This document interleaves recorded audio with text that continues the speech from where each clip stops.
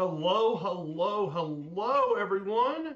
Welcome on in, everyone. Happy Sunday to all of you guys here. Welcome on in, everyone. Good morning, good afternoon, and good evening to the Flight Sim world. This is Viper Strike 95. Welcome on in, everyone. And today we're here for our very first ever MSFS 2024 group flight. That's right. We're back with the group flights. Um, so it's great to return back here into the sim. I hope you all have a really great week. So I hope you guys had a great weekend and enjoying yourselves here with the new sim or just in life. But today we're actually here in beautiful New York. We're actually just outside of New York City metropolitan area. We're at actually Westchester County Airport today. And today we decided to go visit the beautiful, we're going to check out the Northeast Corridor here today. Now, if you guys aren't aware about the Northeast Corridor, don't worry. The Northeast Corridor is basically the entire northeastern part of the U.S. coast. And basically, the Northeast Corridor comes from the name of the Amtrak train that goes down through Washington, from New York to Washington, D.C., from Boston to D.C.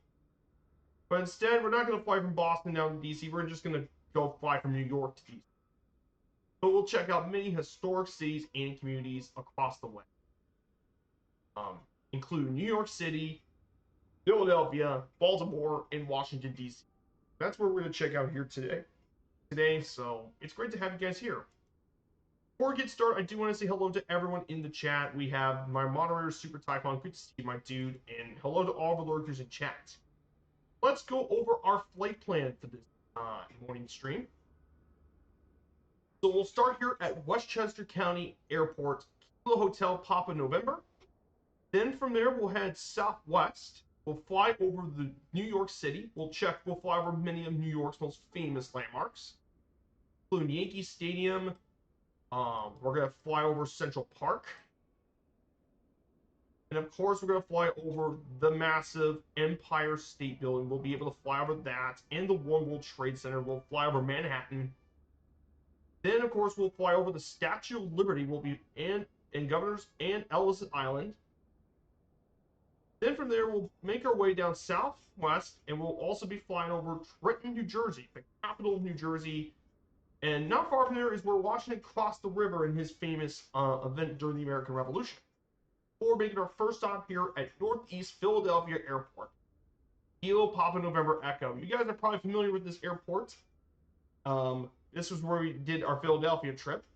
Then from there, we'll head to second leg will be Philadelphia.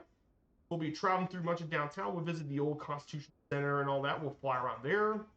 Then make our way to South Philadelphia. Check out the major sport facilities here in Philadelphia, Pennsylvania. Then make our way through to the Delaware River to Wilmington, Delaware, the capital of Delaware, and the first state we'll be visiting on our U.S. state tour.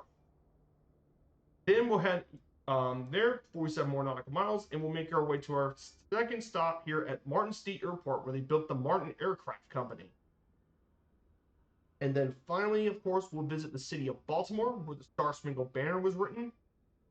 And then finally, Washington, D.C., our nation's capital.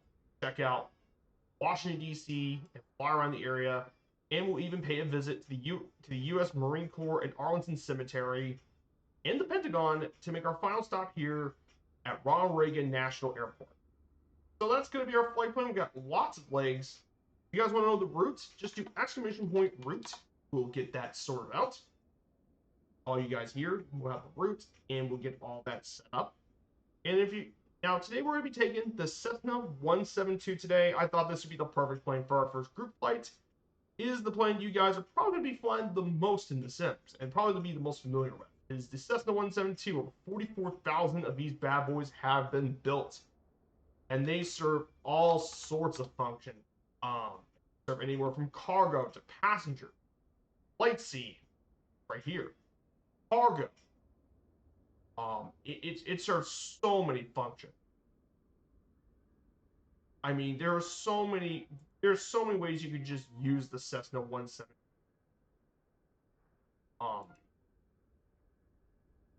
In so many ways. You could even use this as a stole plane if you want to make it a stole machine even. Like, there's just so many things you can use it. Use a Cessna 172 for. In this sim, the Cessna 172 is used in so many ways. Oh my goodness, Captain Seppi. Now this is a blast in the past. Hello, Seppi. Man, has it been a long time since I've seen you in the chat, Seppi? Hello, Captain Seppi. Now that's a long time no see. I know it's been a while since you last streamed, my dude. But I'm gonna give you a shout because if you guys aren't aware, Captain Seppi has been a long time friend of the channel. It's been a long time since I've seen you. Good to see you. But yeah, I've been really enjoying my time here in the new sim. I really am enjoying it. I know it's had a few hiccups with some stuff. I know some people still have issues with it, but I really have enjoyed my time with this. GA in this sim is so much fun. All the new GA planes I've been flying are so much fun, especially that Norden. And that's what I'm going to take next Sunday. We're going to take a backcountry bush trip in the Norden. I absolutely love that plane. So let's go ahead and get this Cessna 172 started.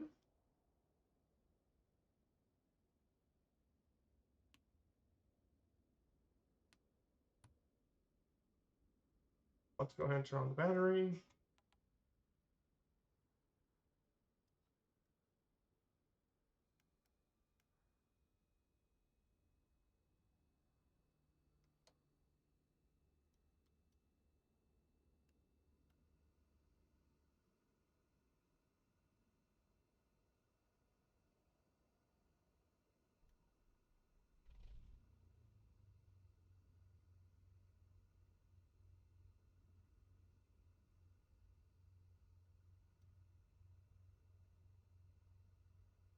There we go.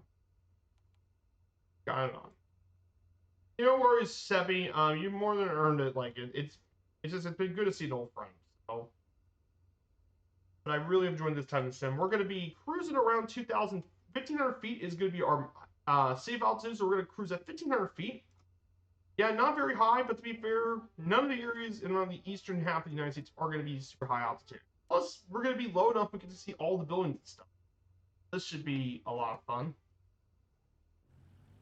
My only one criticism I have with the sim right now is the TCA throttles don't really work super well. Because for some reason the TCA throttles aren't really set up well in this sim.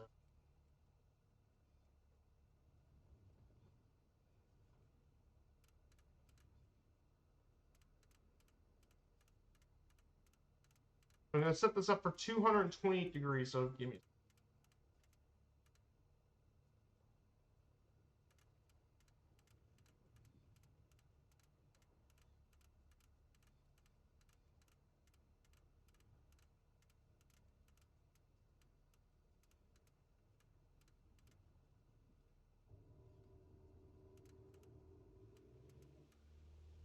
So we're going to go ahead and take off here at Westchester County Airport. Yeah, it's been a while since I've done these group flights. The reason I haven't done these group flights until now was because I wanted to get to know the systems of this sim and get to know the career mode and stuff. I'm taking off here.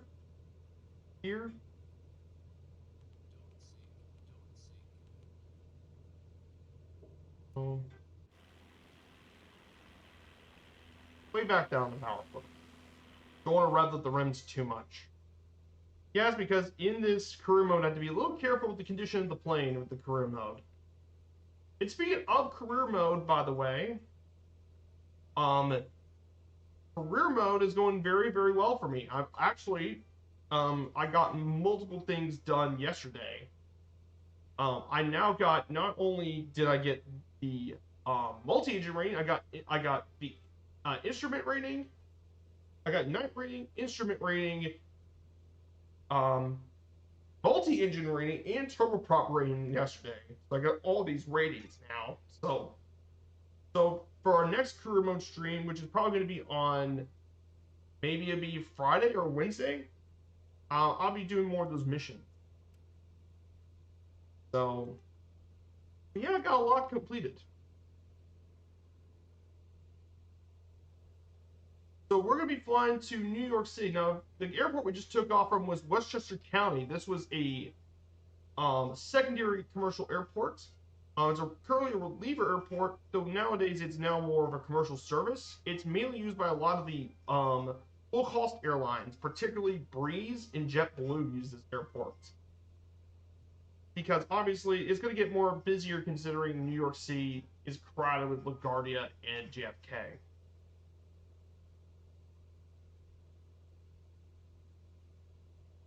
So, but this sim is absolutely gorgeous though. Let's take a look outside. Yeah, absolutely gorgeous out here today. Some of the areas I was flying to yesterday were absolutely gorgeous on that Friday stream. I bet many of you guys were probably there for that Friday stream. Absolutely breathtaking scenery on Friday. I mean, Glacier National Park was absolutely gorgeous. Glacier was stunning as well. Grand Canyon got a major overhaul. Was the Grand Canyon? They got a complete overhaul from 2020. It's insane. Grand Canyon was insane. Yosemite was gorgeous. Smoky Mountains, especially with the seasons now being implemented in the fall, autumn, looked awesome. All this stuff looked great.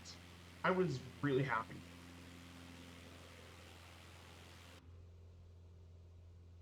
So guys, I hope you all had a great weekend as well. Yeah, college football season. What do I want to tell you guys? A lot of things happened.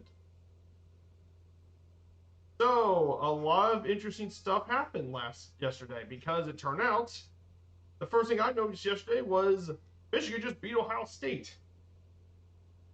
I mean, this was one of the worst Michigan team in a decade, and yet they lost to and Ohio State still found a way to lose. I mean, Ohio State still hasn't beaten Notre Dame. Ryan Day has only won once against Michigan. He's lost 4 straight games against Michigan. And Ohio State were double-digit favorites to win the game, and yet they only scored 10. That's why it's a rivalry game. That's why you play those rivalry games seriously. You got to take those seriously. Yeah, that's going to be a real pain for Ohio State. That means they don't even play for the Big Ten championship. South Carolina beats Clemson. South Carolina's been red hot. They're really good. Illinois gets their most wins since 2007. Yes, it's been almost 17 years, but they now have won 9 games for the first time since 2007.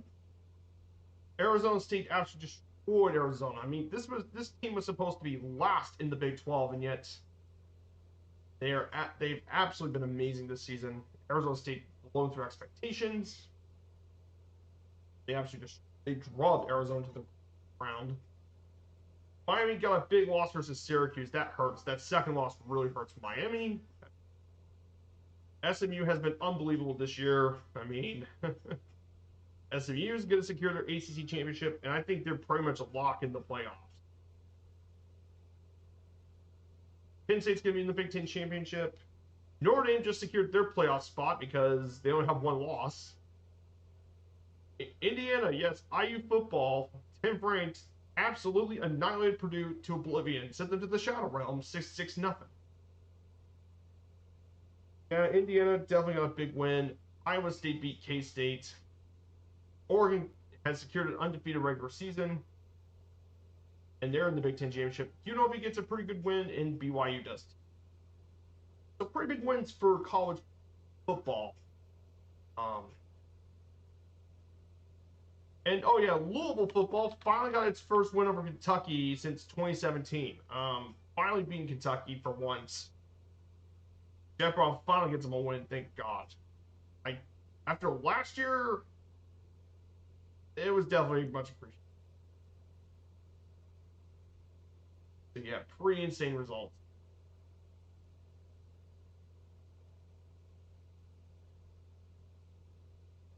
Yeah, Isaac Brown did a lot of work.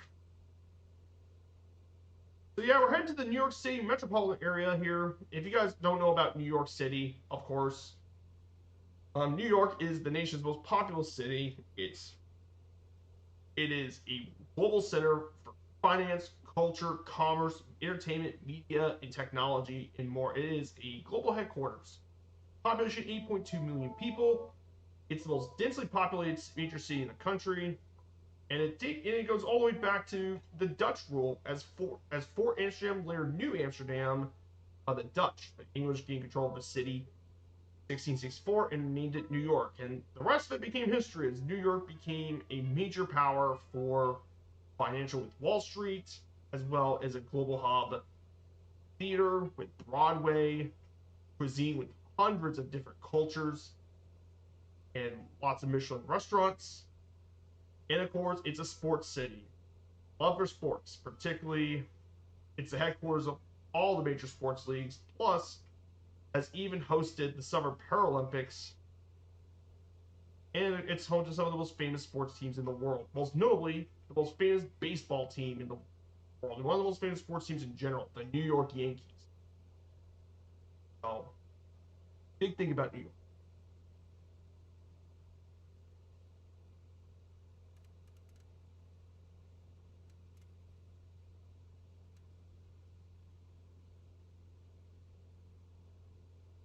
This will be our first time looking at New York in the sim. So, if you guys remember the last time we visited New York, in 2020, when I visited New York, it was.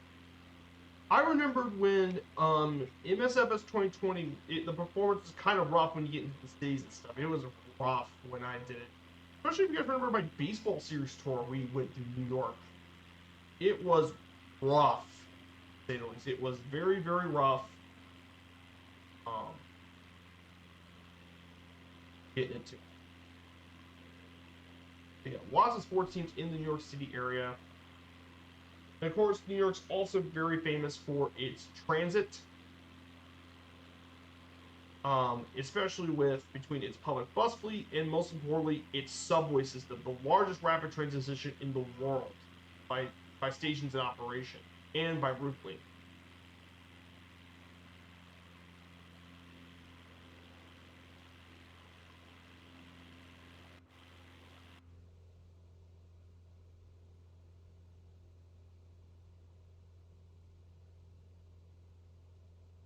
Hey, a Bonius player, good to see you, my dude. If you guys don't know Bonius player, an excellent friend of the community. I hope you're doing well, as well, my dude.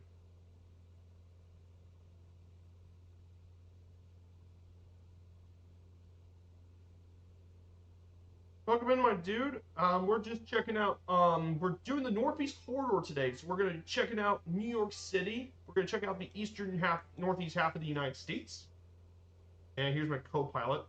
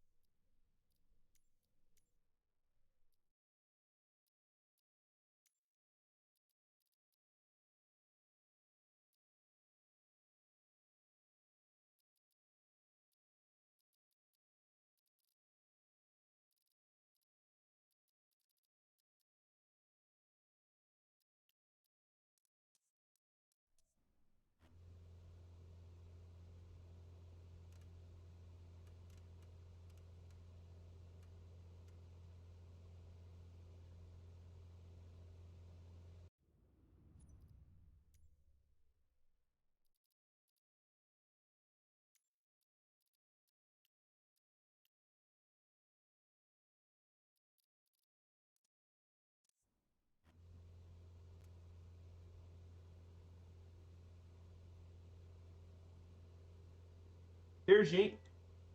Oh, nice. Thank you. No worries. You had a nice breakfast. I'm liking 2024 line. Here's Yankee Stadium, guys, home of the Bronx Bombers. A stadium I definitely really want to visit though is Yankee Stadium as a baseball fan. But yeah, I'm liking 24 a lot. I know some people have had issues with it, and I don't blame any of you guys if you had any issues with it. I understand. This is New York City. Welcome to Manhattan. This is the main borough we're talking about here. Is Manhattan. To our right is the world famous Central Park in New York City. And this is the template for a lot of other urban parks in the country. They want to be like it's like Central Park.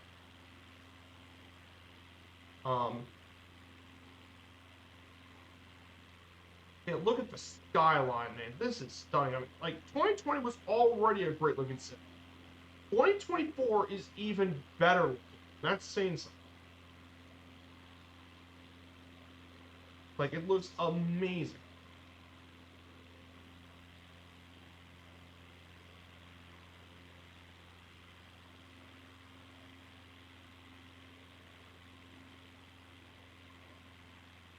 It is absolutely. Gotta take a picture for that for the Discord. Oh boy. Here. That looks fantastic. Central Park looks amazing in this.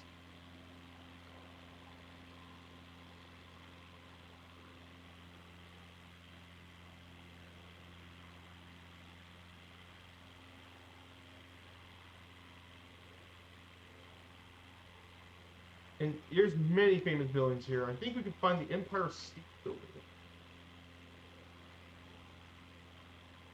I think I see one of them being the Chrysler Tower. And the buildings look amazing in this thing. Fantastic stuff.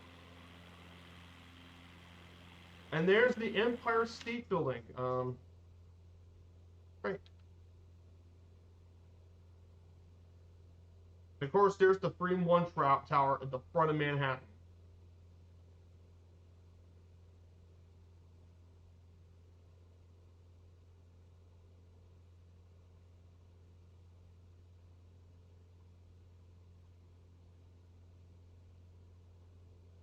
Look at that. That's just... The buildings look fantastic in this set. It really does. I'm actually going to go and lean away from the Freedom 1 Tower. I don't want to actually hit it. Thank you very much. Remember, New York's got lots of skyscrapers. I better be careful about hitting them. I think way back there is the Intrepid aircraft carrier. I believe one of these is the Intrepid, which is the aircraft carrier that's in the city that you can visit as a museum ship. If you look to your left, there's the Brooklyn Bridge, a very famous structure. It's built by the same guy who also designed the Brooklyn Bridge here in Cincinnati. And I know this because I visited Cincinnati. Amazing views all across. Yeah, if you guys want to join in, you guys are more than welcome to. We're in the Southeast Asia server, so if you guys want to join on these streams, you guys are more than welcome to. We're in Southeast Asia because that's historically the server that Murph's group flights have always been in. So I did what I do, what Tuto Murphy does. The Murph.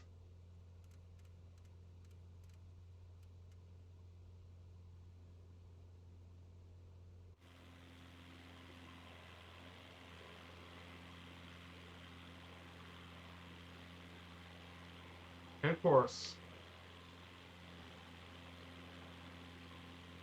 no visit to New York City is ever complete without the Statue of Liberty. It was actually gifted to the United States by the French, by the way. If you guys aren't aware about the Statue of Liberty's origins, it's been given by the French.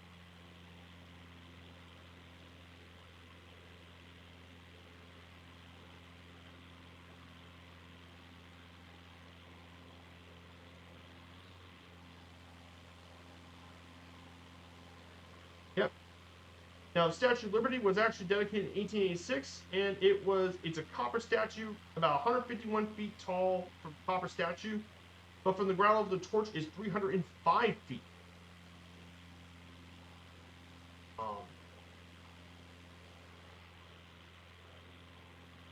Let me go ahead and get.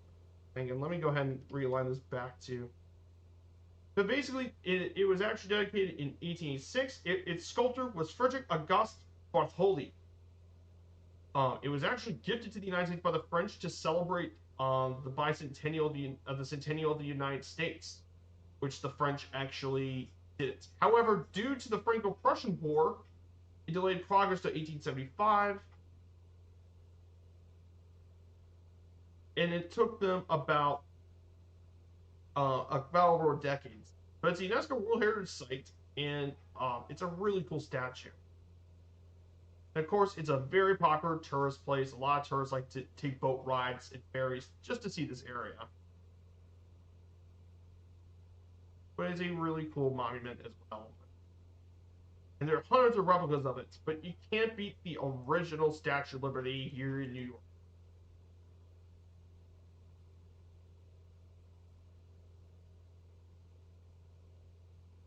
So yeah, guys, I've done so pretty good for myself. As for next week, I have a couple things planned next week, of course. Um, I think on Wednesday we'll be back to doing. I think we're gonna do more career mode on Friday. I guess I'm gonna move the career mode streams to Friday. I think Friday's gonna be the career stuff. I think Wednesday would be more wolf photographer. I'm gonna do more of the wolf photographer on Wednesday. We're gonna check out more of it. We'll do another set of collections or two, and maybe even do another weekly challenge as well on Wednesday. Friday would be career mode, and I'll do more of the career mode as we go on. And then Sunday we'll be doing a backcountry trip. We're gonna do some backcountry flying in the Zen Norden. And one of the places I do want to check out for backcountry, we're gonna do the Zlin Norden over. I was thinking about flying a place that I haven't really flown a lot about the sim. I think a really cool place to visit in this new sim that I think would be cool to explore. I want to check out New Zealand, so we're gonna explore the South Island. So we're gonna do Zlin Aviation Norden flying through um, um, South Island, Milford Sound to Queenstown.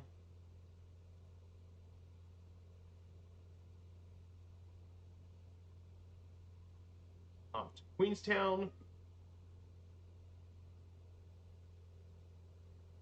and then of course make our way over to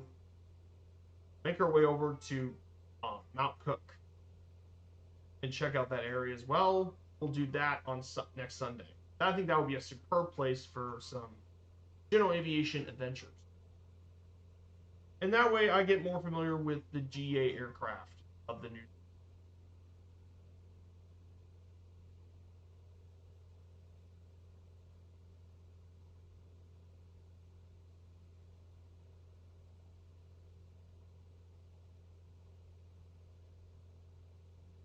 Oh yeah, we're in Staten Island, by the way.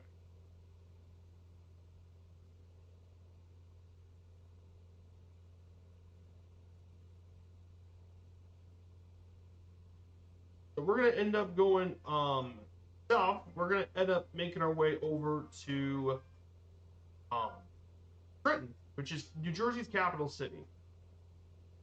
That's where we're going to be heading to on our next trip. Oh yeah, Bonnie Slayer, I also got your name as a VIP now. So, since you've been such a long time friend of the channel, I gave you a VIP.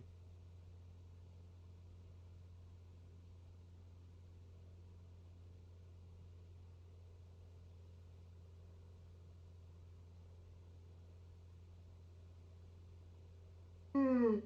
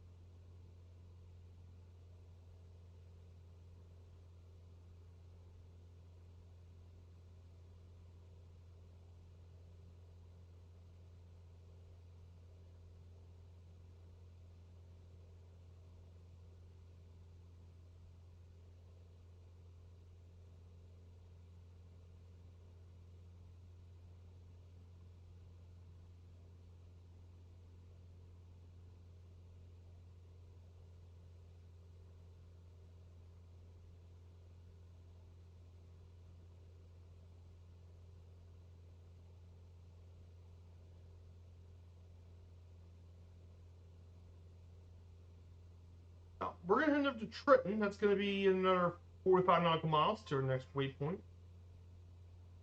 Again, this one should take about 2 hours, which should be plenty fine enough. Yeah, I really enjoyed the career mode. I think I had a lot of fun with it. Getting used to the weather is definitely going to be a bit of an issue, but I'm doing quite good.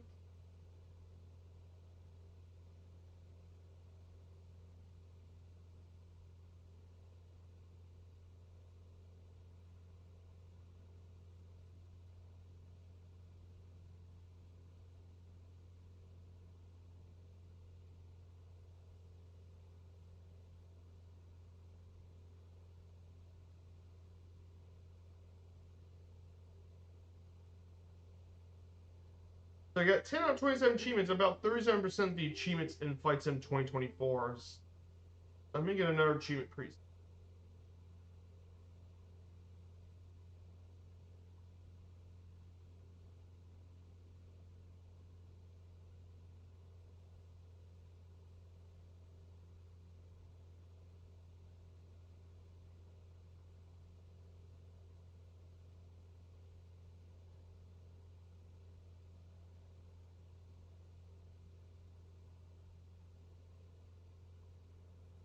And I need to do something about my co-pilot thing.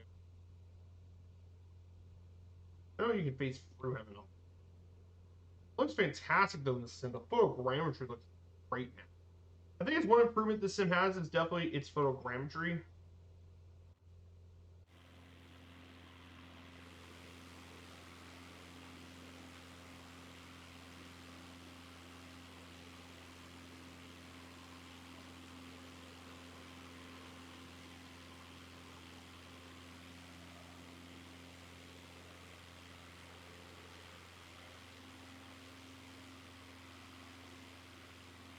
Looks great. Oh yeah, last night we also got the entire Christmas tree set up. So we got the Christmas tree from downstairs and upstairs set up last night.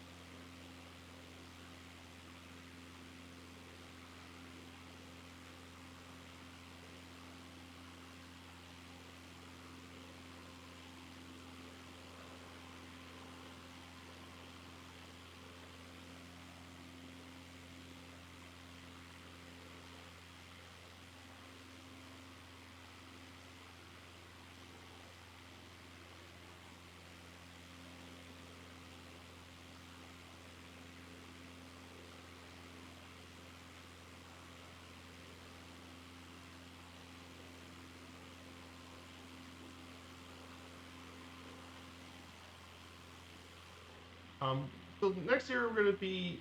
We just passed over New Brunswick, home of Rutgers University.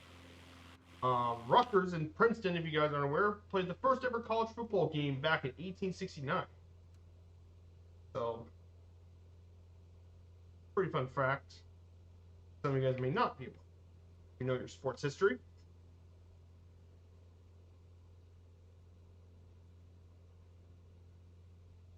So we're gonna head down to Trenton now. If you guys aren't aware about Trenton, New Jersey, it used to be the capital of the United States from November 1st to December 24th of 1784. Um, Trenton, however, borders the Philadelphia metropolitan area.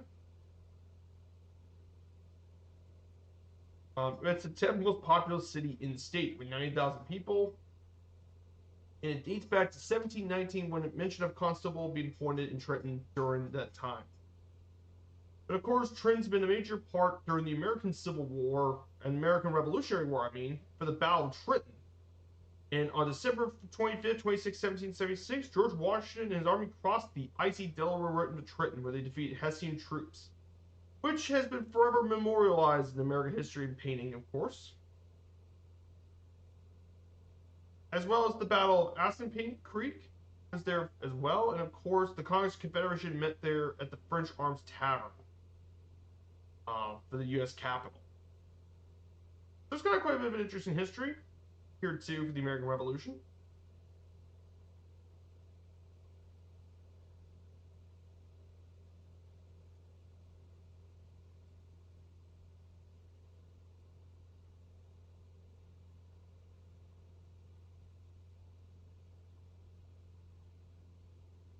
So,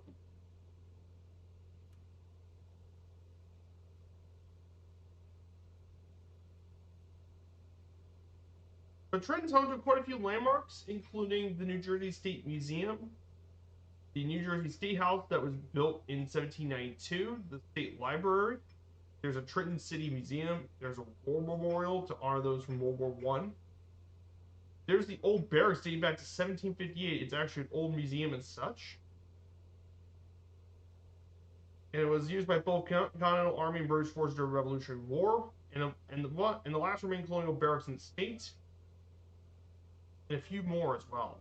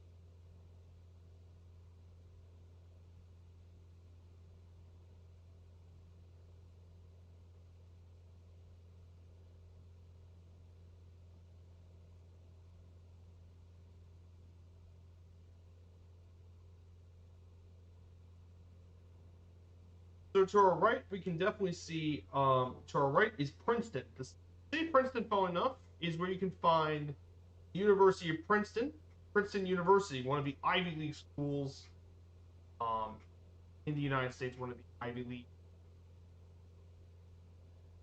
Notice the Princeton Tigers. Princeton's definitely famous for, obviously, for a lot of famous alumni too.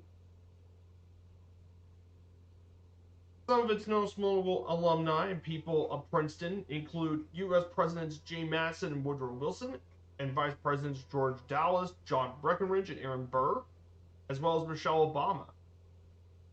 And as well as the former First Lady of the United States, Michelle Obama. There's also a lot of astronaut, famous notable people like Pete Conrad, commander of Apollo 12, Jeff Bezos, CEO and founder of Amazon, actor Jimmy Stewart, Wentworth Miller, and others graduated from Princeton. And notable, there's even quite a few notable athletes too that have graduated from Princeton.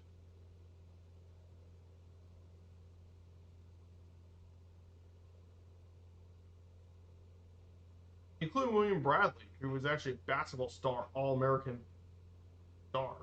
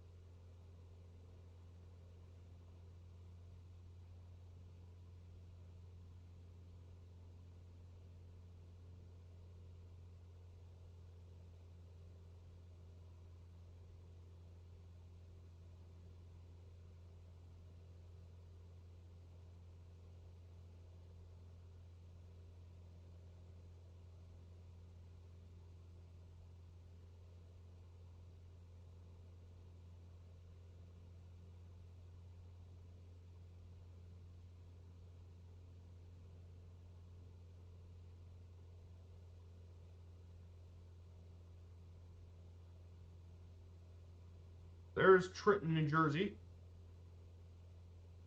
Beautiful Trenton, coming up soon.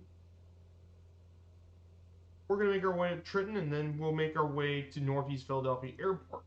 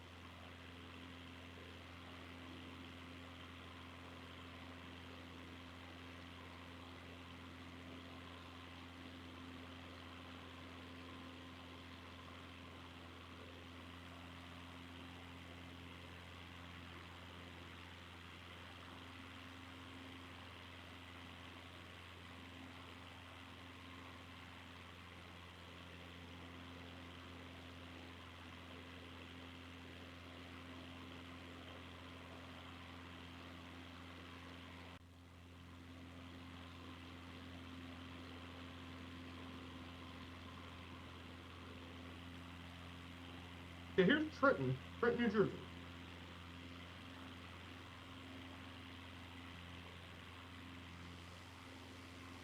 Capital New Jersey is right over here.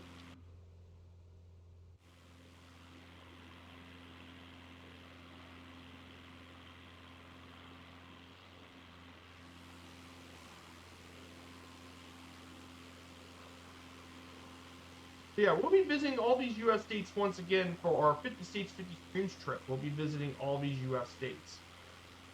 We'll be checking them all out.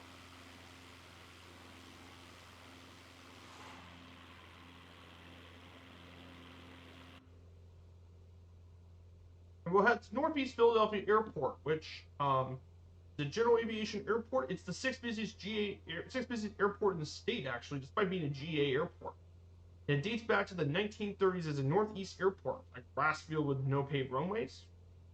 However, this area grew more during World War II. It was built during constructions of an airbase in this, but it never was completed. And it became the major GA airport it was.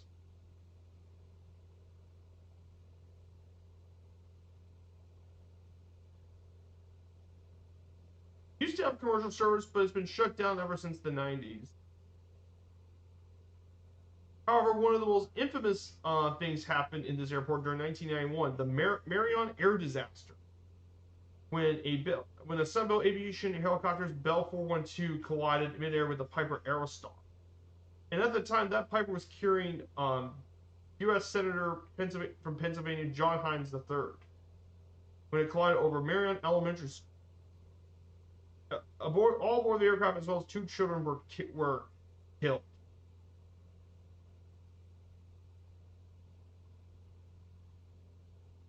It was a really bad air disaster.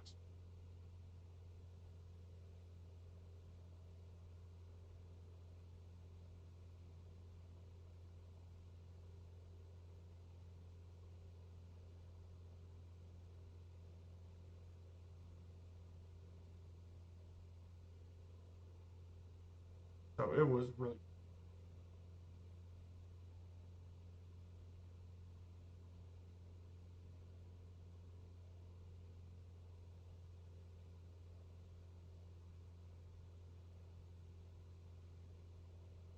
Mm.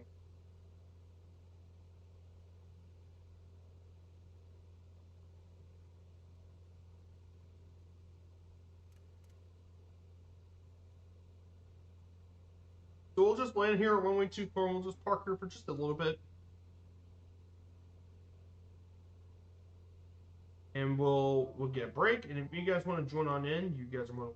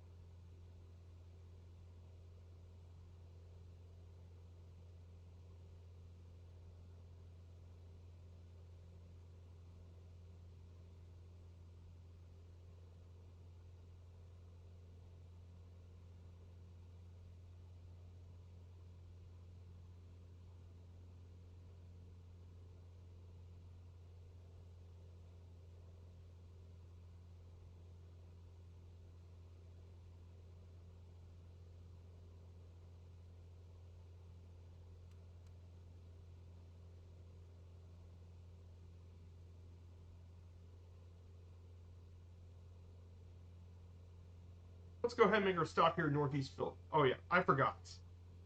I forgot one major thing. The airport overlay, I forgot. Give me a second. Oh, you guys will probably now know the airport where we find over we can. Give me a.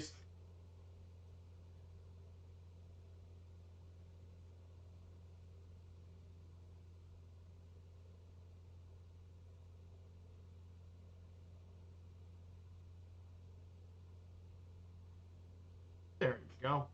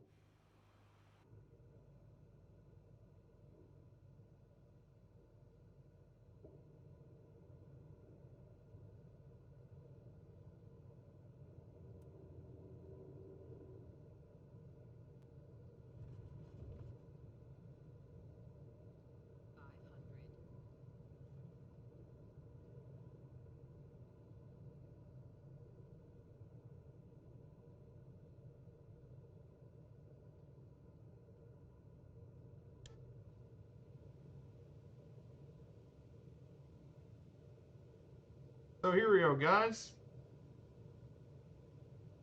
Hmm.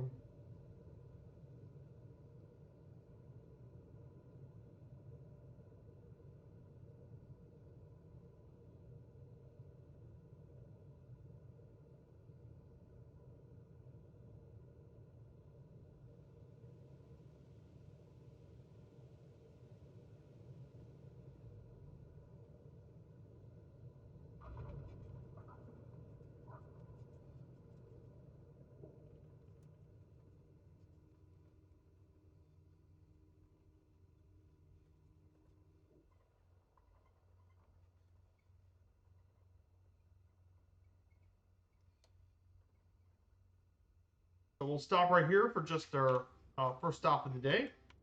Any of you guys are more welcome to join in to exclamation point server. And you guys are more than welcome to join on in. We're just going to have a brief pit stop here at Northeast Philadelphia Airport. You guys are more than welcome to check.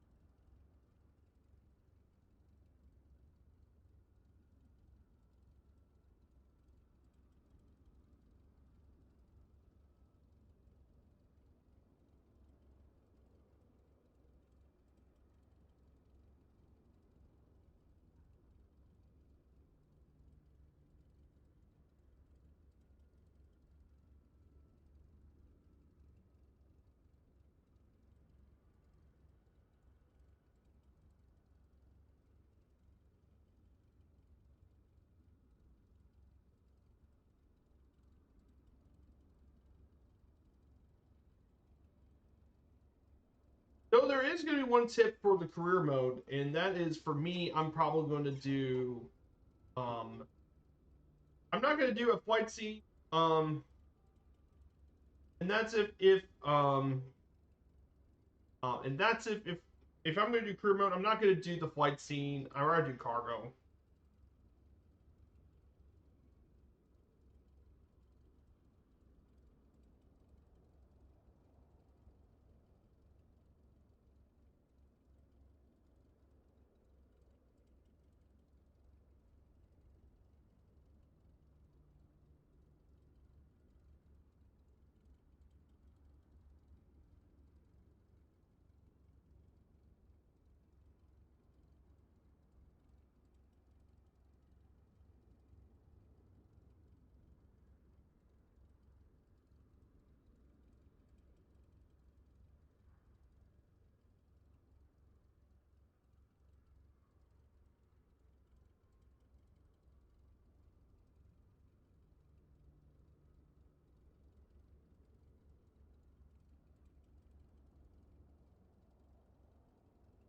So I hope you guys enjoy your weekend. It's great to see all you guys here back in the sim. Good to do these group flights again, which we haven't done so in a while.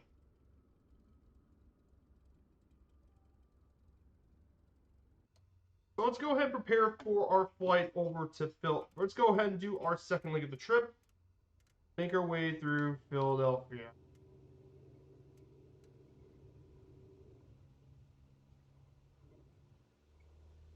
So if you guys aren't aware about Philadelphia, of course, the city of brotherly love, Philadelphia, Pennsylvania.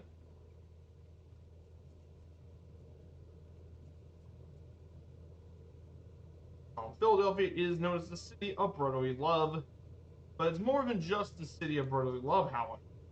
This city has a rich history. Um, for example, this city is the sixth most populous city in the United States, population 1.6 million people, but its metropolitan area is the eighth largest with 6.24 million residents. It played a role in American history from being founded by William Penn in 1682 to the capital of the Pennsylvania colony during the colonial era. And of course, it played a huge role in the American Revolution, Revolutionary War, the central meeting place for the nation's founding fathers. With the First Centennial Congress in 1774, the preservation of the Liberty Bell, and of course the Second Continental Congress, which they found the Declaration of Independence in the Continental Army with George Washington as commander.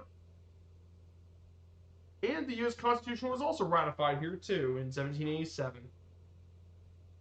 And it was the nation's largest city until 1790, and it's the nation's first capital from 1775 to 1776, and on 4 more occasions until 1800, with Washington, D.C. being. Still, though, Philadelphia still has a major influence in business and industry, culture, sports, and music, and one of the leading centers of higher education with 17 four-year universities.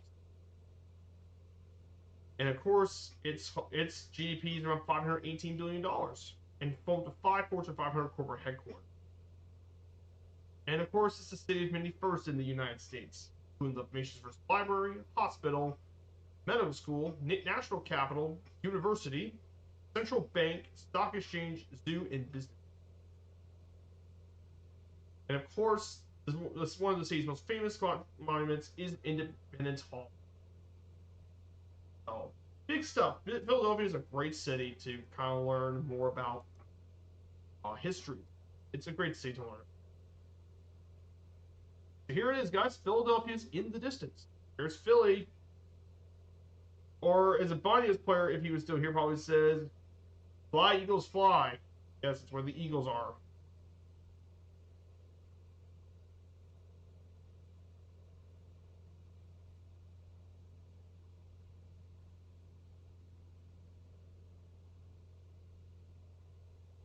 Speaking about the NFL this week, the Colts are going to be playing the Patriots. This is going to be. Patriots aren't good this year, though. That being said, Drake May has shown flashes of brilliance sometimes. Drake May's actually shown flashes of brilliance. I wouldn't underestimate Drake May. But man, a win would be nice to get closer to the Texans. Well, they got. I know Houston playing Jacksonville. It'd be funny if Jacksonville wins. Colts move up.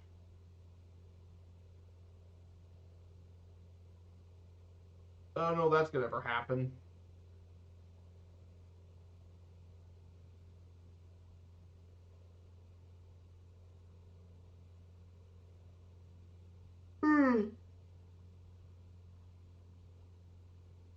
Oh. A little bit.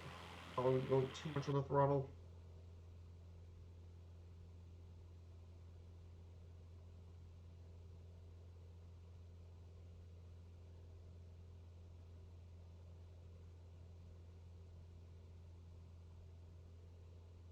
Here's Philadelphia.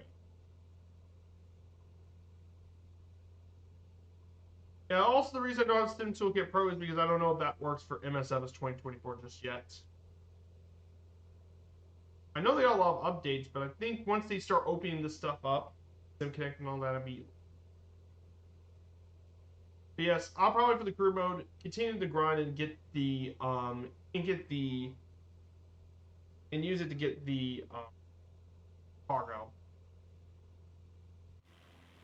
Philadelphia.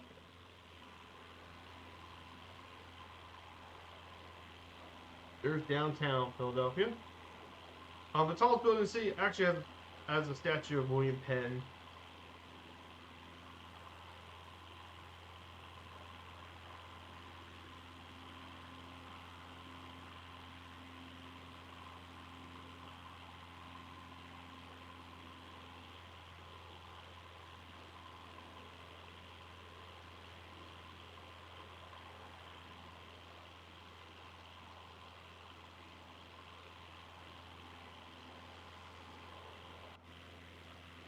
There it is, guys.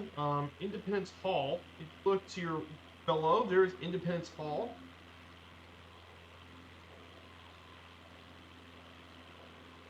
All these old buildings and such.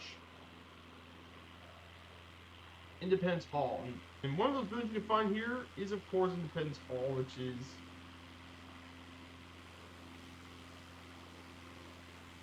right over here is the old city, and there's Independence Hall. It's covered by trees, though. There are trees all over the place. What a shame. There are trees all covering the Independence Hall inside. Looks great, though. Philadelphia looks fantastic. They just got to trim those trees up a bit so we can see some of the old buildings there. That's rich in American history.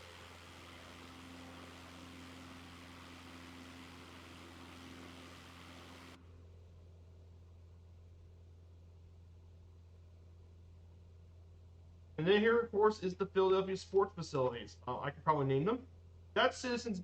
The one nearest to us is Citizens Bank Park, home of the Phillies since 2004. This here is the Lincoln Financial Field, home of both not only the Philadelphia Eagles football team, but it's also used by the Temple Owls from Temple University. And finally, this arena is the Wells Fargo Center, home of both the Philadelphia 76ers and the Philadelphia Flyers hockey team. Make their homes here in Philadelphia.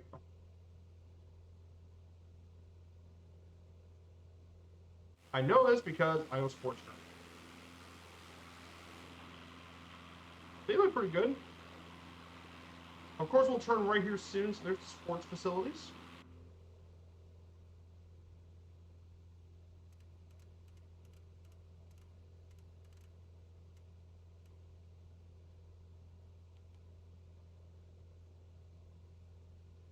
Ahead of us is the main international airport for Philadelphia. This is Philadelphia International, Papa Hotel Lima.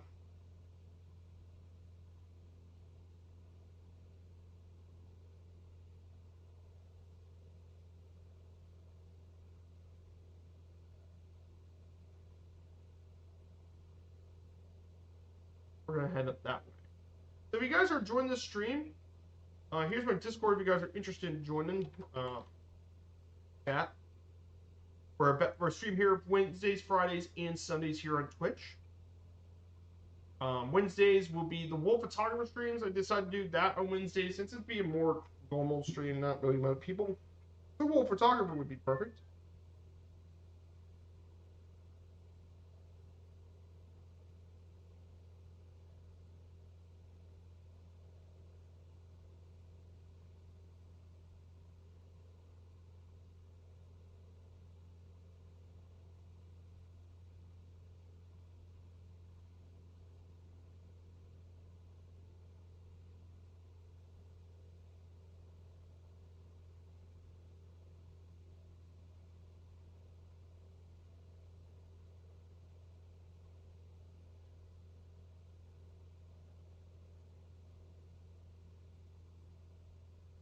Mm.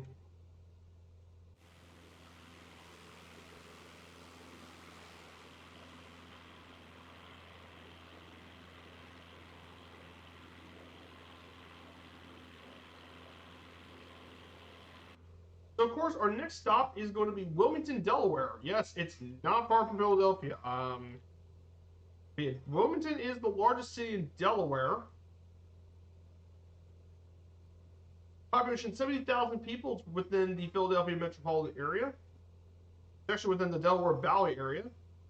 So, this is well known for being founded by proprietor Thomas Penn after his friend Spencer Compton, Earl of Wilmington, who was a prime minister of Great Britain during that time.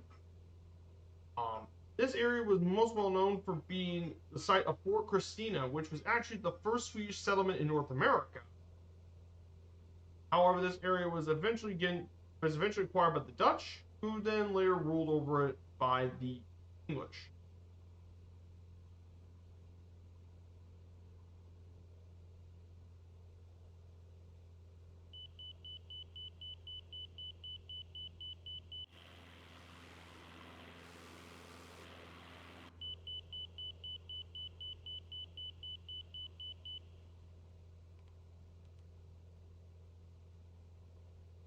So, that's where this area is founded.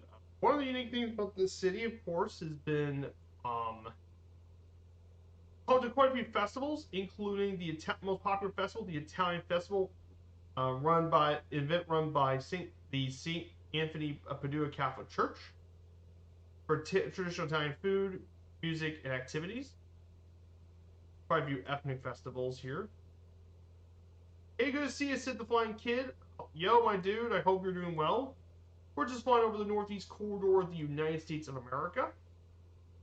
We started back in our first leg to New York. We just flew over Philadelphia. And we're going to make our way eventually down to Washington, D.C. We're just 107 nautical miles out heading to D.C. Yes, it's my first group flight stream of the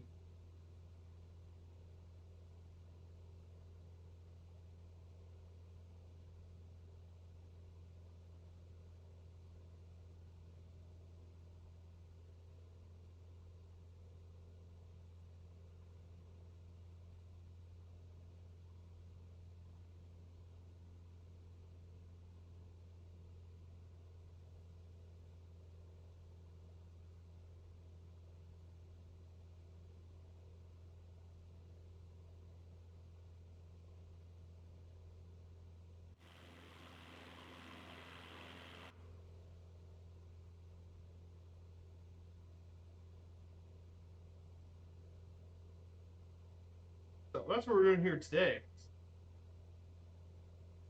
So this is one of our Sunday streams, mainly going to be the group flights. We're going to be doing these group flights on Sundays until probably going to be probably until next Friday, January 3rd is going to be our first of the it's going to be the first of our 50 states 50 streams. So we'll be starting the 50 states 50 streams journey on January 3rd. Will be our 50 states. That'll last for 25 weeks. So we'll be probably in from January 3rd until the end. 1 week, 2, 3, 4, 5, 7.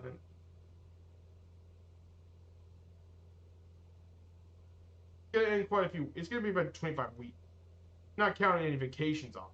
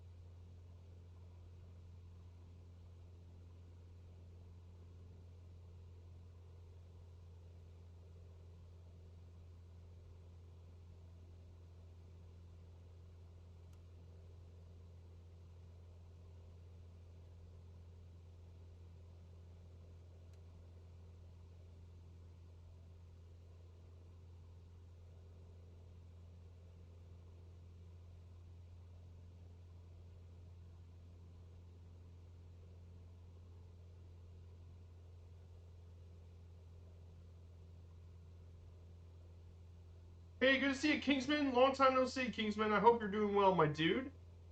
So, Kingsman, we're actually going to make our way over. Been a long time since I've last seen you in the chat, Kingsman. I hope you're doing well. We're making the Northeast Corridor. This is our first FS 2024 group flight here on the channel. You guys are more than welcome to come on in. But we're actually we're gonna make our way over to Washington D.C. We're actually flying to Wilmington right now. We started back at Westchester County Airport, just outside of New York City. We flew over the Big Apple, checked out the Statue of Liberty, then made our way southwest over Trenton, near Washington's Crossing, stopped at Northeast Philadelphia Airport, then we crossed over to Philly, then we're making our way over to Wilmington, Delaware, the next waypoint of Martin State Airport, just outside of Baltimore, Maryland. But yeah, guys, we're doing quite well for ourselves here. Really enjoying this flight. The new sim is, I really have been enjoying this new sim a lot, actually. Been greatly enjoying the new sim. I'm having a great time. Oh yeah, thank you. This is a flight scene livery. If it's one of the nice new things about the sim is they definitely give us a lot of new liveries as well. Some of them look really good. And I picked this one because I like the light blue, the multiple shades of blue and stuff look really good. That's why I like it. I like the multiple shades of blue. It looks good on the Cessna 117. Yeah, this is Wilmington, Delaware. And don't worry, we will be visiting this city. In fact, this will be the first capital city we will be visiting on our all-countries trip. Wilmington, Delaware. And basically the first flight plan of that is we're going to fly over all of Delaware. We're going to fly over all of Delaware in one go because it is a really small. No, literally, it is the small state, one of the small states in.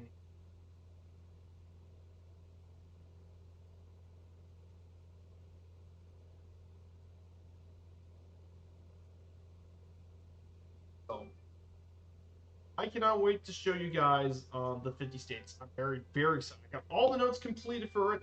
I just need to fill in the extra little details. that'll occur later on. But yeah, here is Wilmington, Delaware in the sim. Again, the photo grandeur looks so much better in this new sim. And Johnny Chronic. Good to see you, Johnny. Hello, hello, Johnny Chronic. I hope you're doing well, my dude. See you. We're just making our way to Martin State Airport being next up. So this is Wilmington, Delaware, the largest city in Delaware. However, that's not the capital of Delaware. If you want to visit the capital of Delaware, you actually have to visit Dover, which is just south on Delaware 1.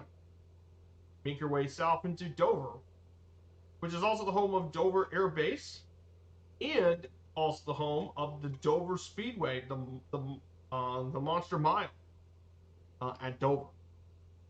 Pretty fun facts for some of you guys that may not know. And yes, and finally, I know I'll talk about this in January, but Delaware is also known as the first state. So it's been pretty crazy. I know.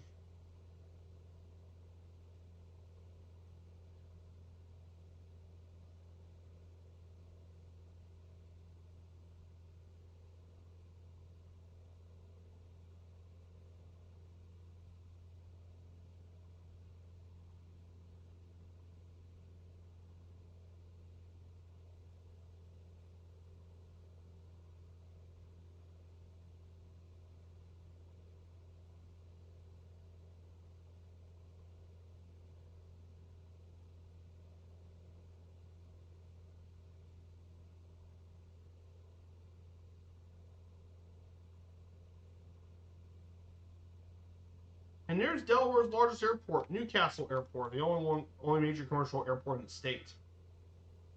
And the headquarters of Avail Airlines is also here. Here in Wilmington.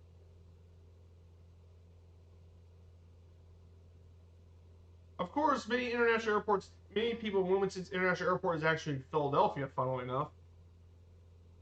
But for domestic stuff, that's their local airport. Wilmington, Newcastle County Airport.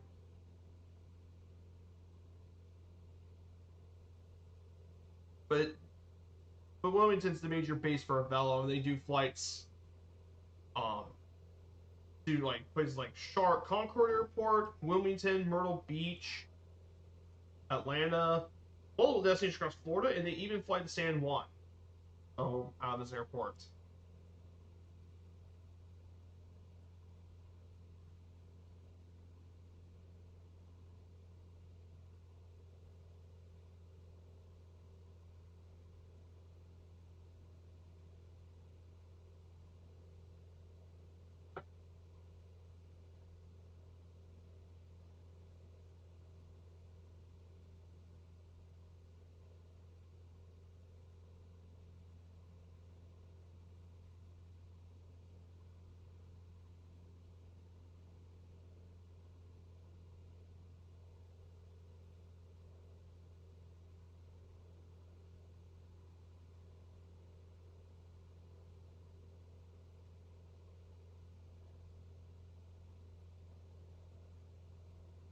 Oh, thank you so much, Johnny. I really do appreciate it. And trust me, in a month we're gonna learn even more about geography and history and stuff on the channel because we're gonna have the 50 states, 50 streets journey. And it's I got the notes prepared for it.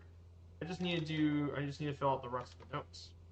But basically, it is all done for the most part. I just need to update it with a few more slides about the places we'll be visiting, and then we'll be truly complete with the notes. And yes, I'll be building the page for it soon with all the notes for each of them, but we'll be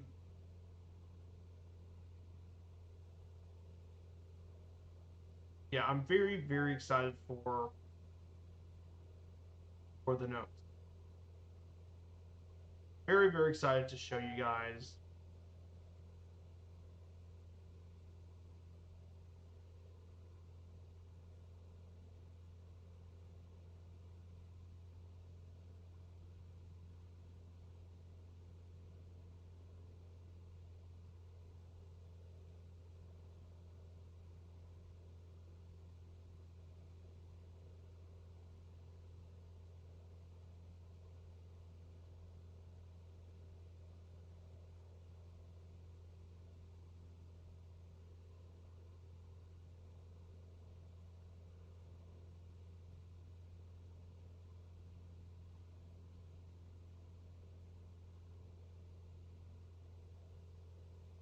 And basically all this stuff's gonna go in.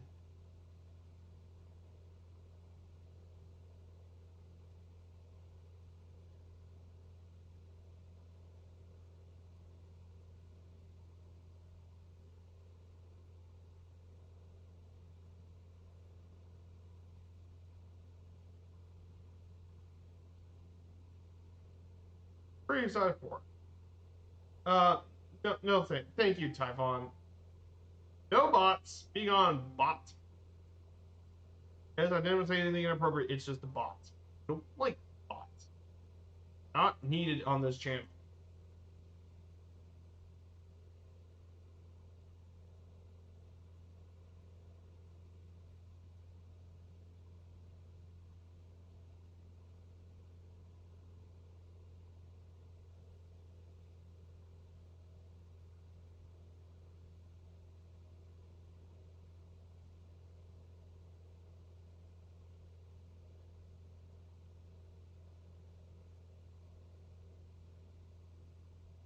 Hey, Sky Command! Welcome, Sky Command. Good to see you, my dude. We're making our way down to the Northeast Corridor. We're about to head to Baltimore next. We're just going to be landing at Martin State Airport, just outside of the city of Baltimore.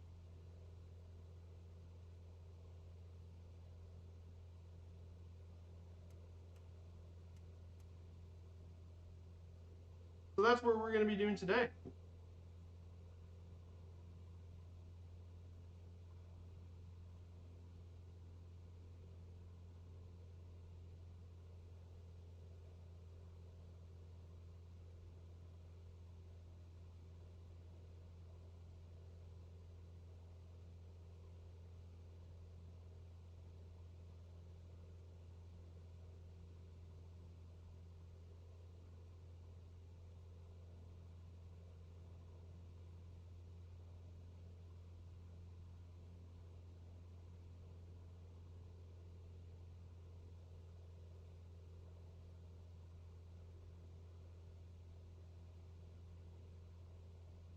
But yeah, I cannot wait for January. This is going to be really fun. Cannot wait for January. We do this 50 states, 50 streams journey. Can't wait to show you guys this.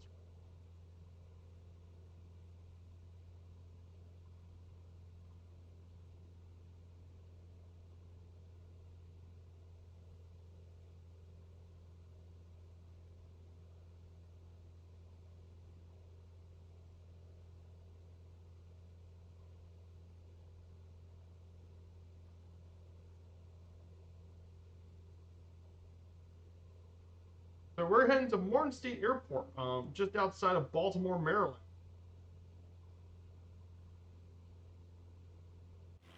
Yeah, the scenery looks fantastic here. I know it's kind of flat, to be fair.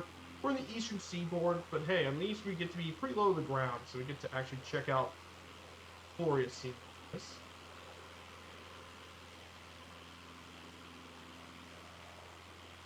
And yes, definitely give Sky Command a shout out. He's a great guy.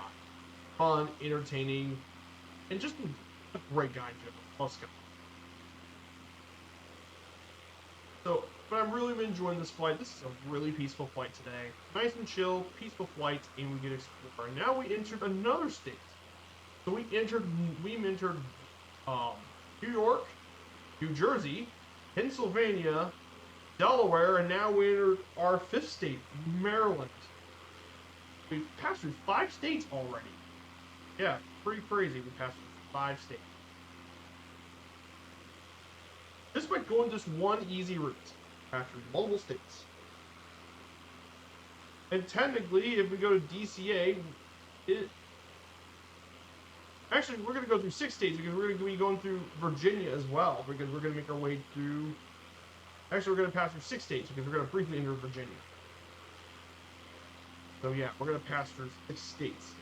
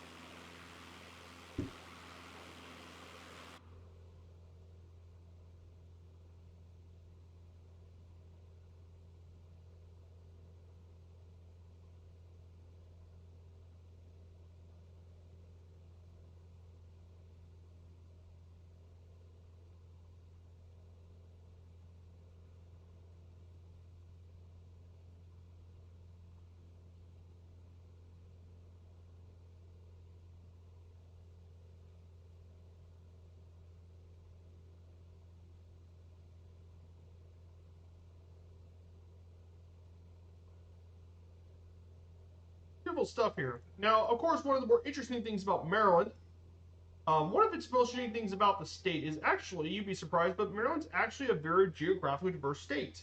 Um, you see, if you go to the first west out of the state, you get it's right in the middle of Appalachia. Whereas you go further east, you get the Chesapeake Bay and forests and stuff. And of course, you get to the beach at the east.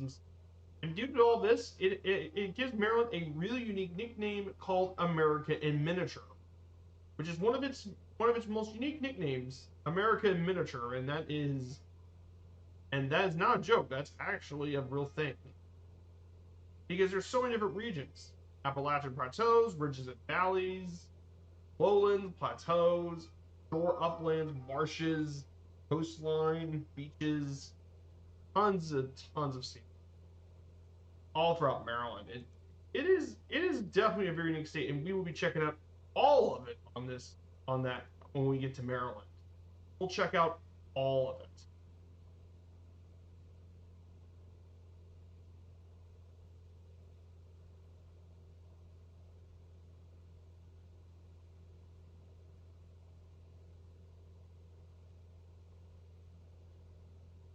And that's why I wanted to do these U.S. state streams because we get to check out all of it.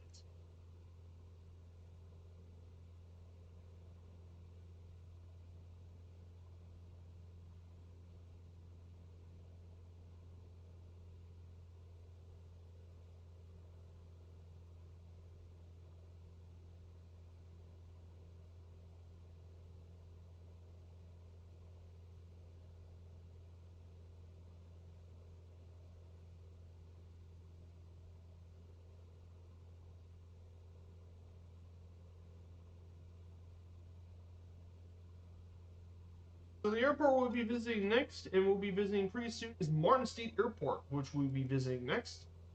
It's about 10 miles east of the Central Business District of Baltimore, Maryland. But of course, the name of this airport comes from it was the forward plant airport for the Glenn L. Martin Company, which produced a large number of military aircraft here between the 20s and 60s. You can still visit there's still an aviation museum in this area, the Glenn L. Martin Maryland Aviation.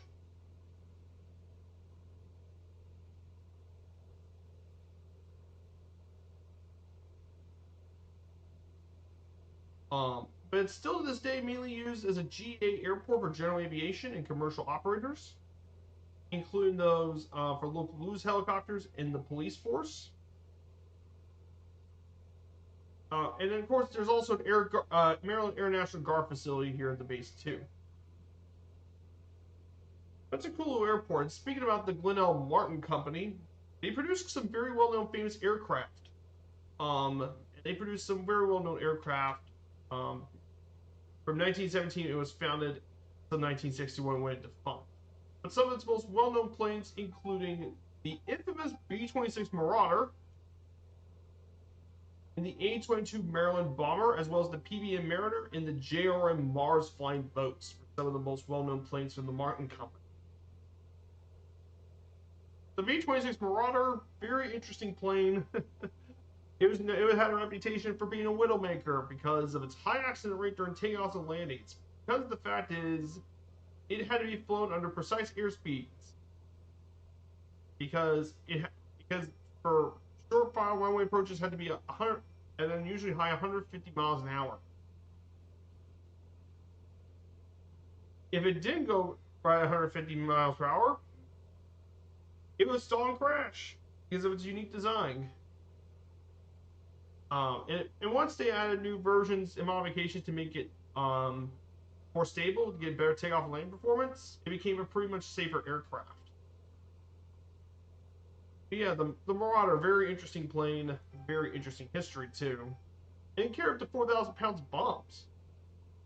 But of course, the Martin plane I want to see in the sim, and the one I would be most interested in checking out, is the Mars Flying Boat, which was the largest flying boat to enter production in World War II.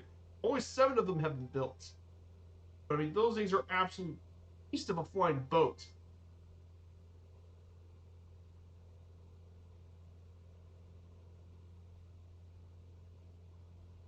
And apparently one of them that's one of them still around. The Philippine Mars is actually going to be in the Pima Air and Space Museum in 2024.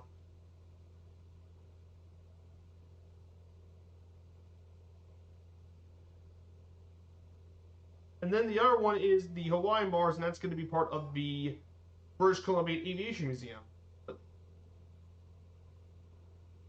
But it's really cool though to see the Mars flying boat.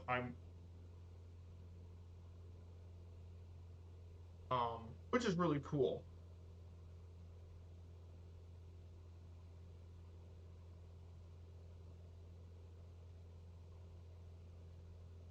She was supposed to be in the National Aviation Museum in Pensacola.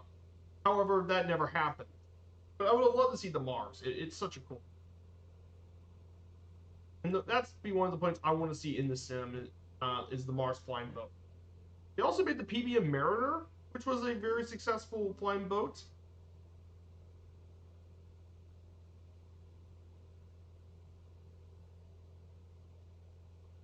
They also made the Marlin too.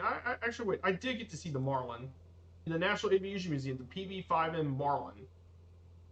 That was a flying boat I did get to see, the Marlin.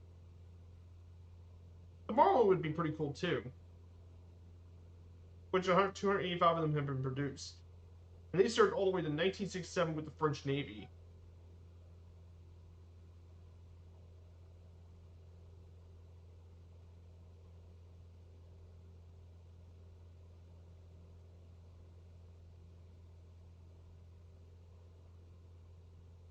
But they also produced a really unique experimental plane they produced. They also produced the Martin airliner, the 404 Martin airliner.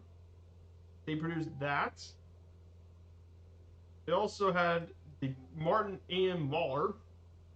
And most uniquely, and one of the most unique flying boat planes ever in existence was the P6M Seamaster, which is an experimental strategic bombing flying boat. Yes, you heard that right. A jet-powered strategic flying boat. Oh, that is such an interesting plane. But yeah, Martin's made some really cool looking here.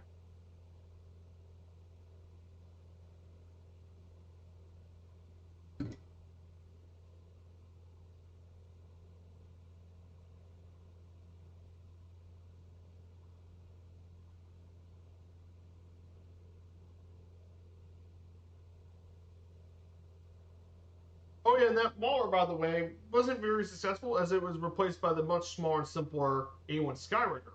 And you guys anything know about the Douglas Skyraider? It had an extremely long career, no joke. This plane lasted until from 1945.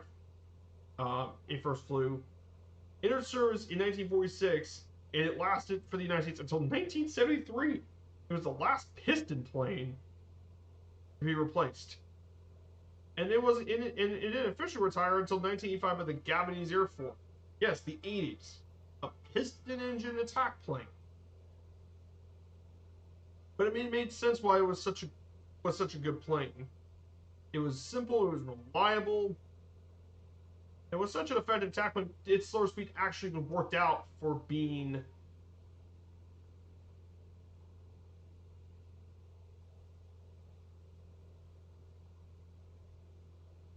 It was a great close support plane. Skyward is such a very effective plane.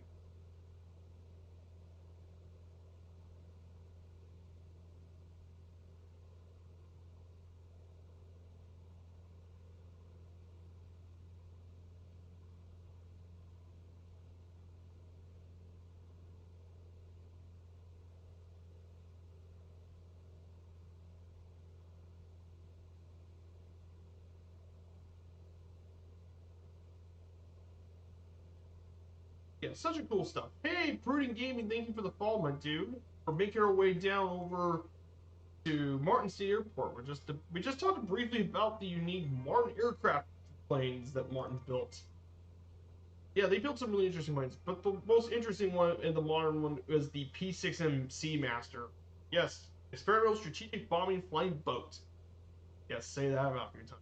But what was funny was this was actually originally designed as a strategic weapon system by the Navy. However, unfortunately for the plane, what it made it obsolete was the by the development of the Polaris submarine launched ballistic missile, which can be launched from submarines.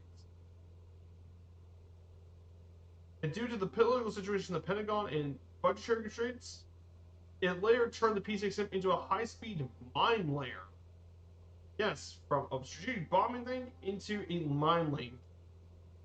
As crazy as it sounds.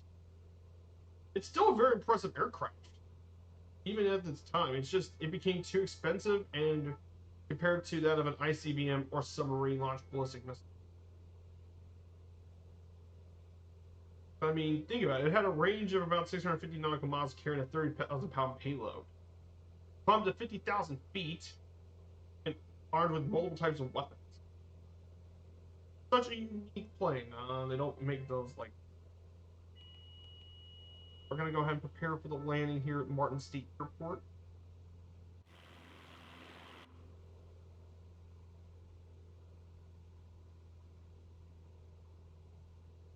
So this will be our second land of the day. We'll be landing just outside of Baltimore, Maryland. Yes, they do have an aviation museum here at the airport, which talks a lot about Maryland's aviation history, but especially with an emphasis on Glenn L. Martin, which later became Lockheed Martin, by the way, as Lockheed got the company and became Lockheed Martin. But it has a really cool history, and they got all sorts of really cool planes, but a lot of them are Martin aircraft. They got Canberras, they got the 404 airliner, and of course they got the fuselage of a tail of the Seamaster flying boat and two AM Maulers under restoration. Really cool airport and a really cool piece of aviation history.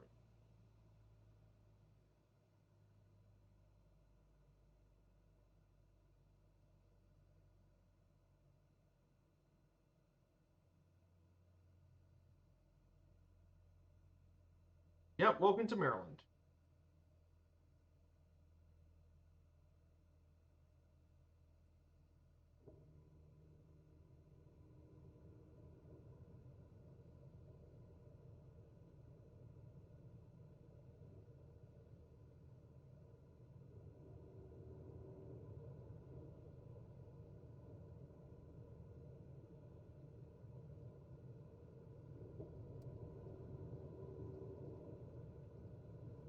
This is Martin State.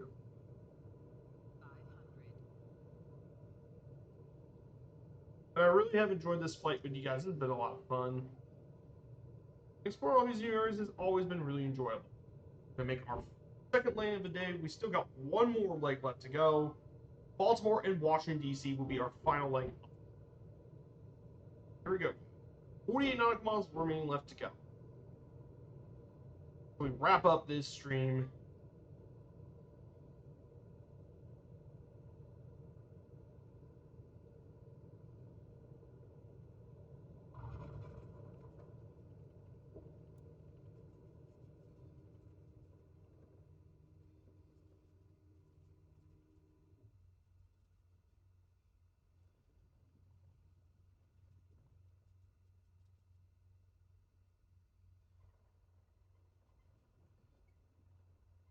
Yep, we'll stop here for just a bit. We'll check out doing.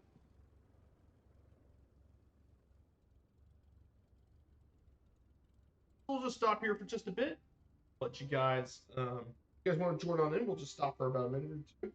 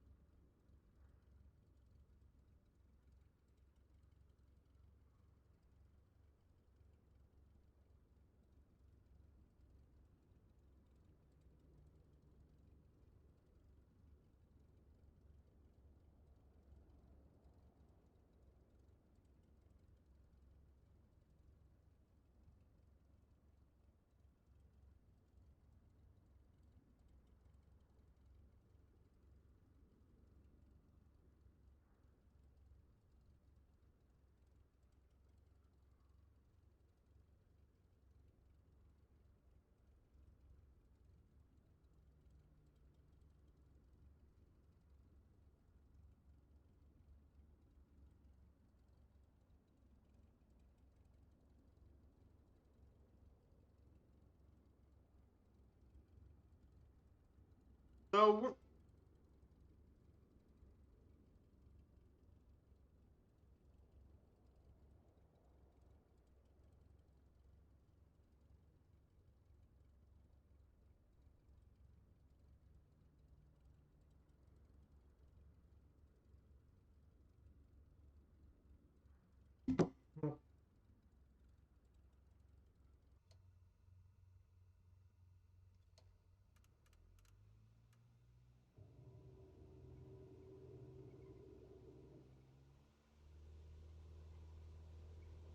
So here we go, guys. We're going to be visiting the city of Baltimore, Maryland.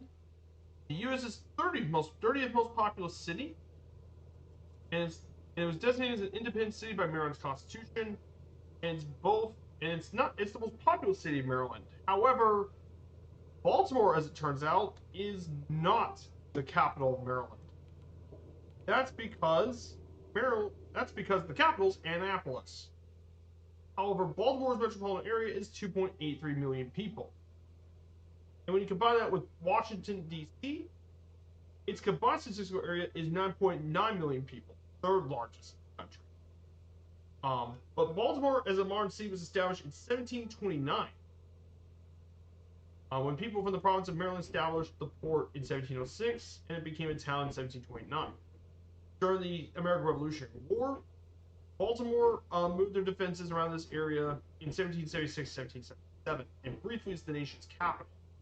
However, Baltimore's most well-known moment during the old times was the War of 1812. During the War of 1812, when the Battle of Baltimore happened, it was pivotal as it culminated in the failed British bombardment of Fort McHenry, which Francis Scott Key wrote the poem that would become America's national anthem, Star Spangled Banner. It was also home to the nation's oldest railroad. The Baltimore and Ohio Railroad was the nation's oldest railroad back in 1830, which gave it Baltimore as a transportation hub, mainly with producers in the Midwest and Appalachia.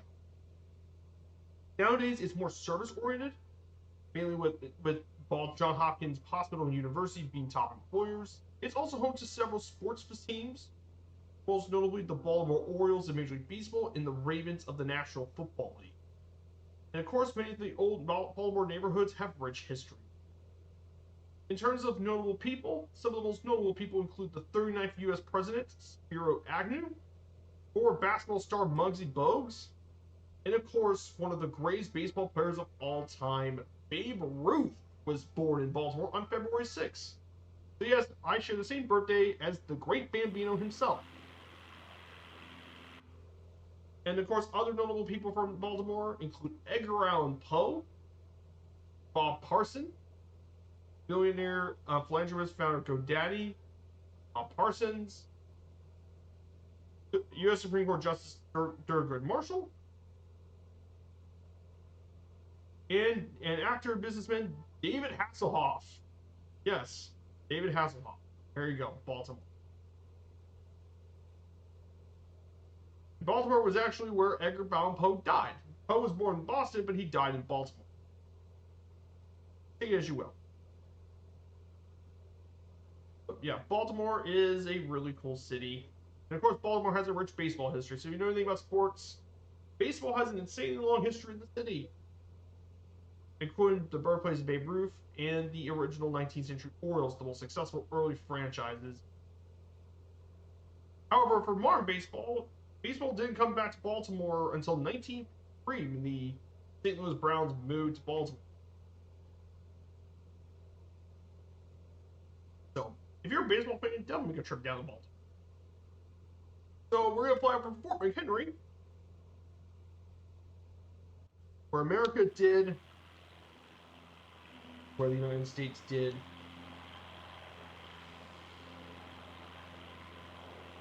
So, we'll be making down from Baltimore. We'll make our way over to D.C.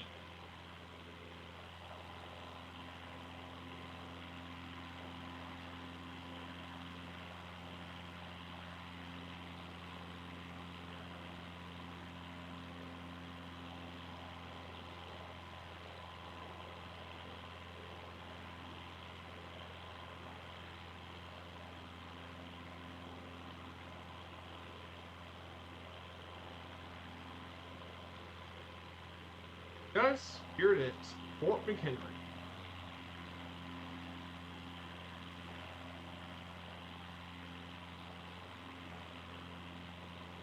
There's Fort McHenry in the background over there. Famous fort of the Star Spangled Banner. Where did it get from? Of course, downtown Baltimore. Welcome to downtown Baltimore.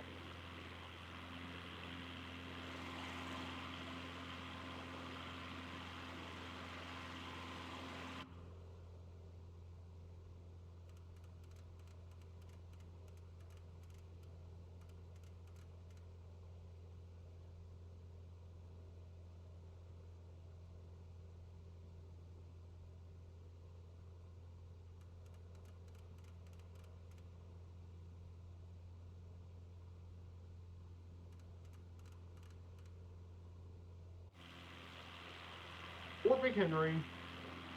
This is downtown Baltimore, everyone.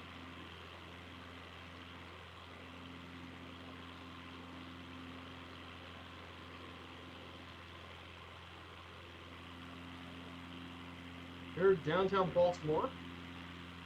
Yeah, as I said earlier, that's the largest city in Maryland. That's not the capital, Annapolis. And of course, there's some sporting facilities. There is M&T Bank Stadium, home of the Baltimore Ravens. And there is Oriole Park at Cannon Yards, home of the Orioles. Also, fun fact, that orange building by the ballpark, that is actually the old B&O warehouse. Used to be there. However, they thought about tearing it down. However, the Orioles decided, you know what? Instead of tearing down the lighthouse, tearing down the warehouse, it became part of the ballpark. It became, and it's now home to all sorts of shops, restaurants, and more. Such a cool little place, and such a cool little detail, too.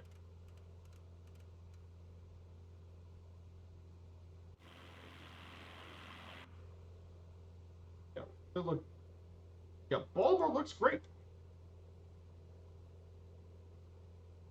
Baltimore looks fantastic. Yeah, that's Baltimore, Maryland for you guys. Yeah, it became a warehouse. It was built 1905. 1905 was completed, and it was reported to be the longest brick building on the East Coast. It was used as a merchandise storage and distribution for the B&O Railroad. However, when the B&O Railroad went vacant in the 1970s, it left abandoned. However, thankfully though, it was kept. They managed to keep the building alive, and it became part of the Oriole Park. It was converted into team offices, spaces, and a private club. And no baseball player has ever hit the warehouse. However, the only player to ever hit the warehouse was actually only one player.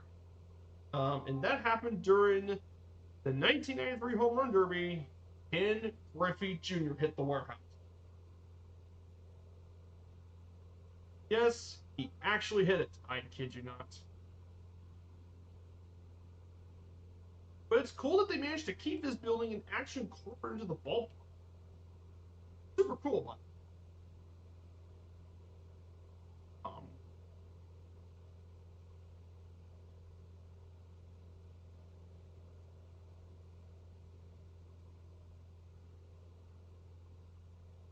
um, let me post the link to it in the chat if you guys wanted to actually.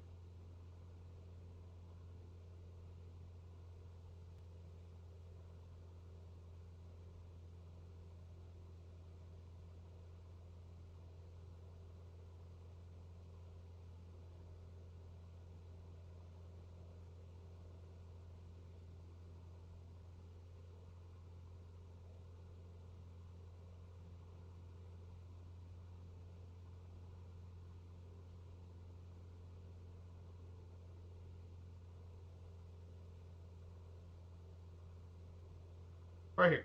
Here's the link. But yes, Griffey hits it out of the hits it right in the warehouse.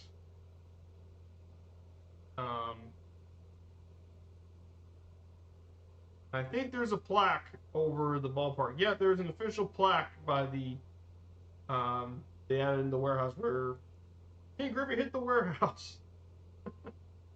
That's still an impressive home run, by the way, for King Griffey Jr. It was 465 feet at that time. Let's hope someone actually hits that warehouse again in the regular season. Of course, one of the other really cool places we'll be flying over is College Station. Now, so, now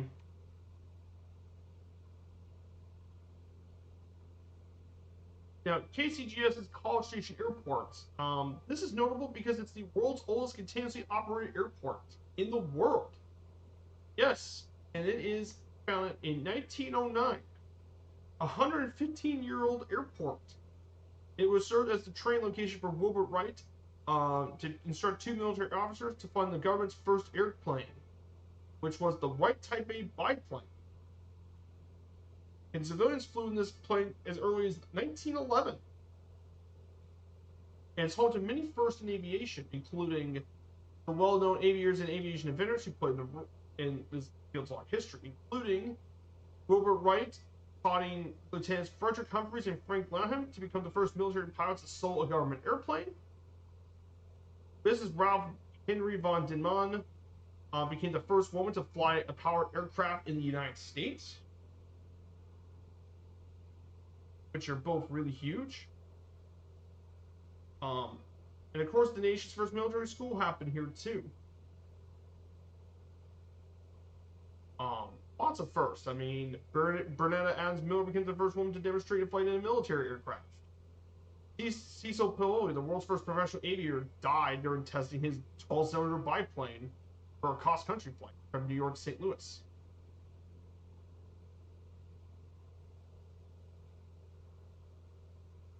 They did a lot of airmail services. They also did the first controlled helicopter flight happen here. They did the Bureau of Standards weather conditions and navigation aids, which later became Instrument Landing System and Aircraft. That was from 1927 to 1933.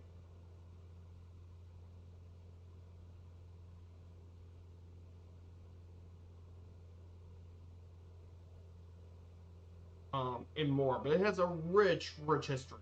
College Park. But yeah, tons of aviation history, and they even have an aviation museum here featuring all sorts of unique aircraft.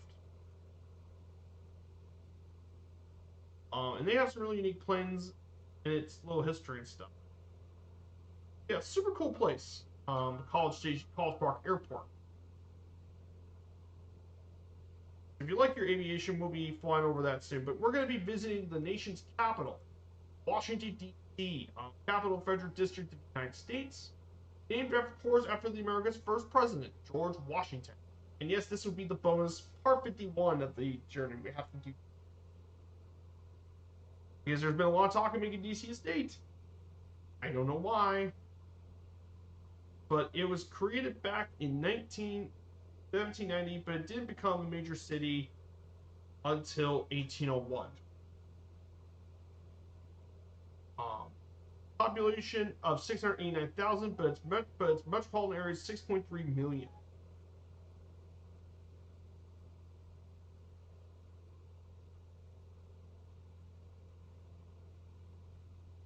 However, as the seat of the U.S. government, it is a world political capital, home to many government headquarters, including the White House, the Capitol, Supreme Court building, and multiple federal departments, agencies, as well as multiple monuments and museums. Most prominently along the National Mall, including the Jefferson Memorial, Lincoln Memorial, and the Washington Monument. And of course, hosts 177 foreign embassies and is the headquarters for the World Bank, International Monetary Fund, and the Organization of American States. Home to many of the nation's largest industry associations, nonprofit organizations, and think tanks, DC is a lobbying hub. And it's one of the most visited cities in the country with over 20 million domestic visitors and 1.2 million international visitors. Check out Washington, D.C. Again, this city has a lot of history. At one point, Washington, D.C. was burned in 1814 during the War of 1812.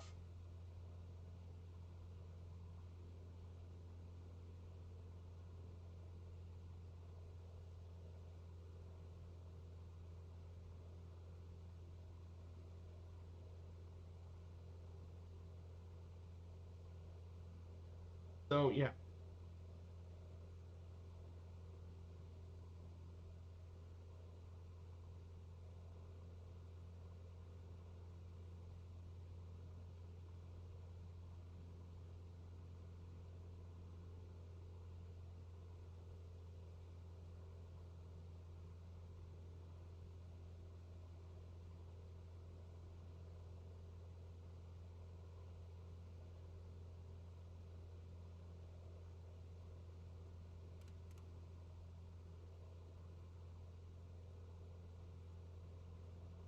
So really cool stuff.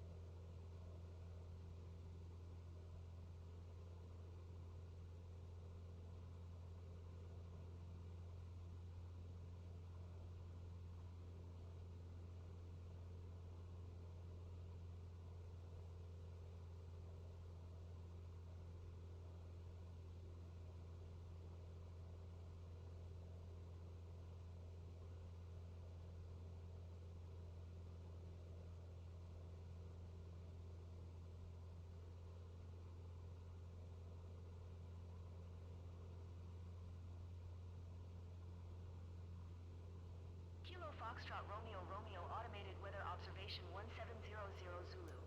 Wind 281 at 4. Okay, few clouds at 13,000 Niner. feet. So yeah, Sky ATC. Few clouds at 13,000. Here's College Park. Also, funnily enough, College Park is also home to the University of Maryland. Altimeter 299 Wow. 215. University of Maryland. Kilo Oscar Kilo Victor Automated Weather Observation 1700 Zulu. Wind 281 at 4. Visibility 9er. Yeah, Washington, D.C., home to many of the famous monuments as well. There's a lot of museums here, of course. Some of the most visited museums in the country are D.C., including the National Museum of History, National Gallery of Art, the Smithsonian Institution, and more. And there's tons of landmarks. The National Mall stretches for 2 miles, and it often hosts a lot of political protests, concerts, festivals, and presidential. 15C dew point. 13C altimeter 299 215. Kilo Oscar Kilo Victor Automated Weather Observation 1700 Zulu. Wind 281 at 4. Visibility 9er. Sky condition. Few clouds at 13,100 feet. Temperature 15C dew point. 13C altimeter 299 215. Kilo Foxtrot Romeo Romeo Automated Weather Observation 1700 Zulu. Wind 281 at 4. Visibility 9er. Sky condition. Few clouds at 13,100 feet. There's the University of Maryland, for left, 15C dew point. 13C altimeter home of the 299 Terrapins. 215. Kilo Oscar Kilo Victor Automated Yeah, we're about to enter the Washington, D.C. airspace. Wind We'll be checking out D.C. I'll even slow down the aircraft so we can take some more pictures and stuff. at 13,100. And we'll finally make our landing here at Ronald Reagan DCA Airport. 13C altimeter 299 And if you guys don't know about DCA Airport, Washington, D.C. D.C. is one of the 2 major airports. It's the main domestic airport of Washington, D.C. The international flights are all handled by Dulles, just northwest of the city's Dulles. But Ronald Reagan DCA is the closest airport. DC is the 24th busiest airport in the country. It's just 5 miles south. Opened back in 1941 as a hub for American Airlines. And one of the more unique things about this airport is it's one of the most difficult approaches. It strictest noise restrictions in the country, plus security concerns make this one of the most difficult approaches mainly through river visual. 219. Niner. Sky condition. Few clouds at 13,100 feet. Temperature 15 C dew point. 1 tree C altimeter 299er 215. Kilo Oscar Kilo Victor automated weather observation 1700 Zulu.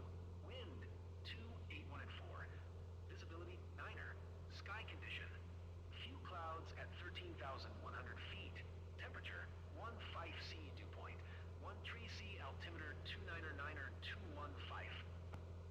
Kilo Foxtrot Romeo Romeo automated weather observation 1700 Zulu. Wind 281 at 4. Visibility 9er. Sky condition. Few clouds at 13,100 feet.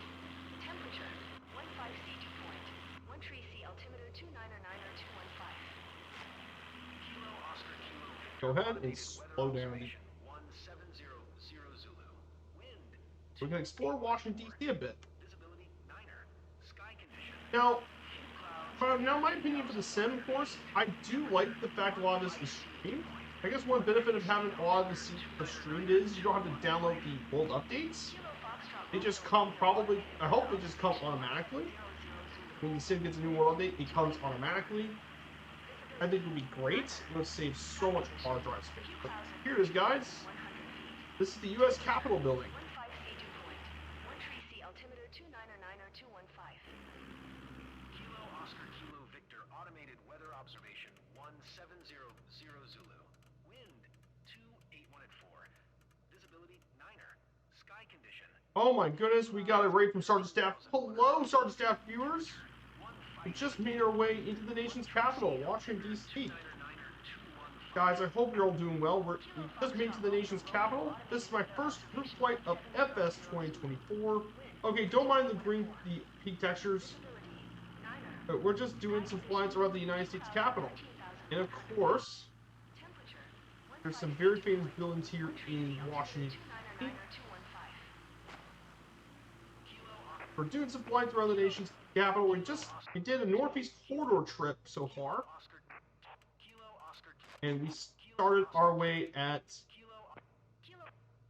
New York. We checked out New York, Trenton, Philadelphia, Wilmington, Baltimore, and now DC. There's the National Mall. There's the full famous Washington Monument. Across from the monument, it is the Thomas Jefferson Memorial. There's the Jefferson Memorial. And in the very end, there's the Lincoln Memorial. And of course, you guys probably all know this building, of course, right in front of us. The one, the only, the White House. The one, the only, the White House.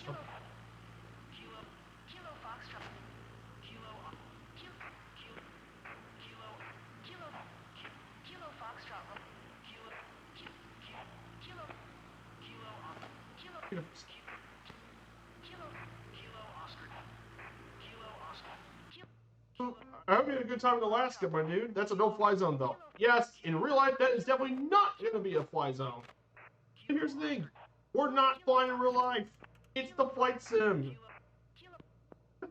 If this is real life, I would not fly over that. I'm not stupid enough to fly in that in real life. Rules and regulations would prevent me from even flying.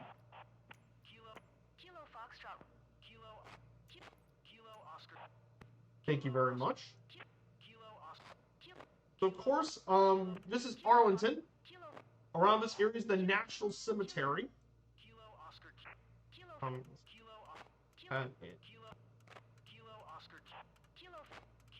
Yes, that is no fly zone. That's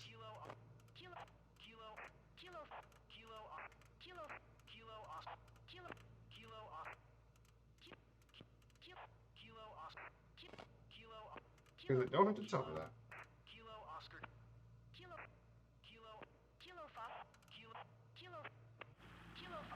There is U.S. Marine Corps Memorial. Down below us, there's the Marine Corps Memorial. And of course, to our left, Arlington National Cemetery. This is where a lot of our military soldiers and our bravest men and women, a lot of them were buried here in Arlington. They're buried. Hey, good to see you, Maxwell. Kilo, Oscar, good to see you. No worries.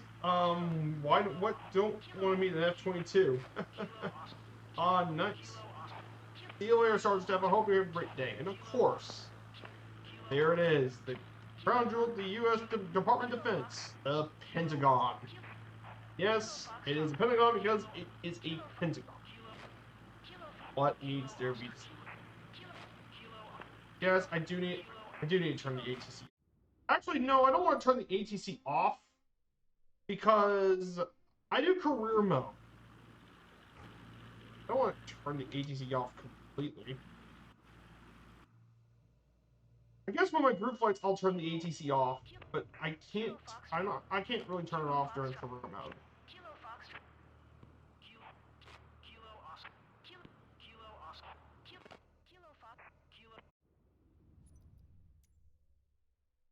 I guess I could turn off the.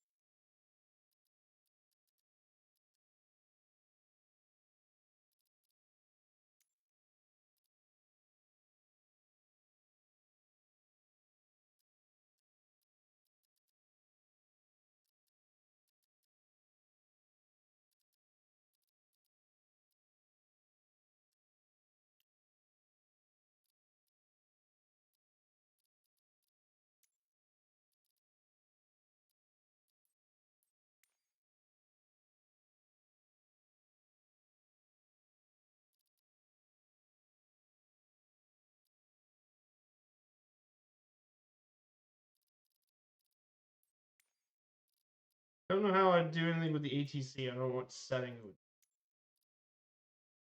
I don't know how you turn off the ATC. Oh, is the career mode new? It is new for FS24. Yes.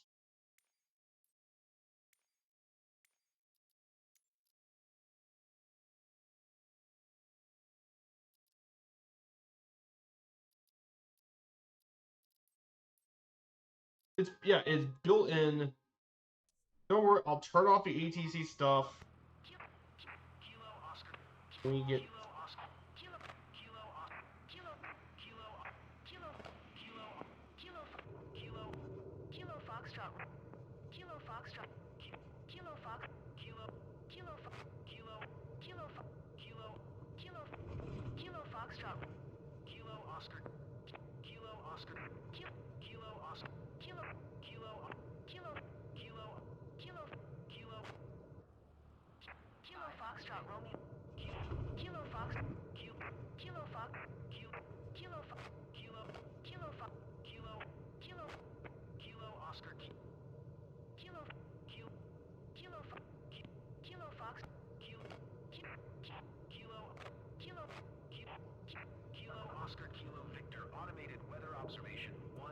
There we go, guys. Finally made it.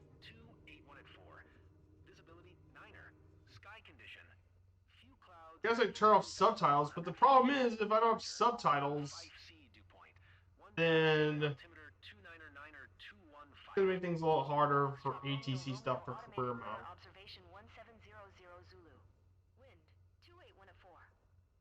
We're just gonna stop here for just a bit, and we're going to wrap up today's stream here.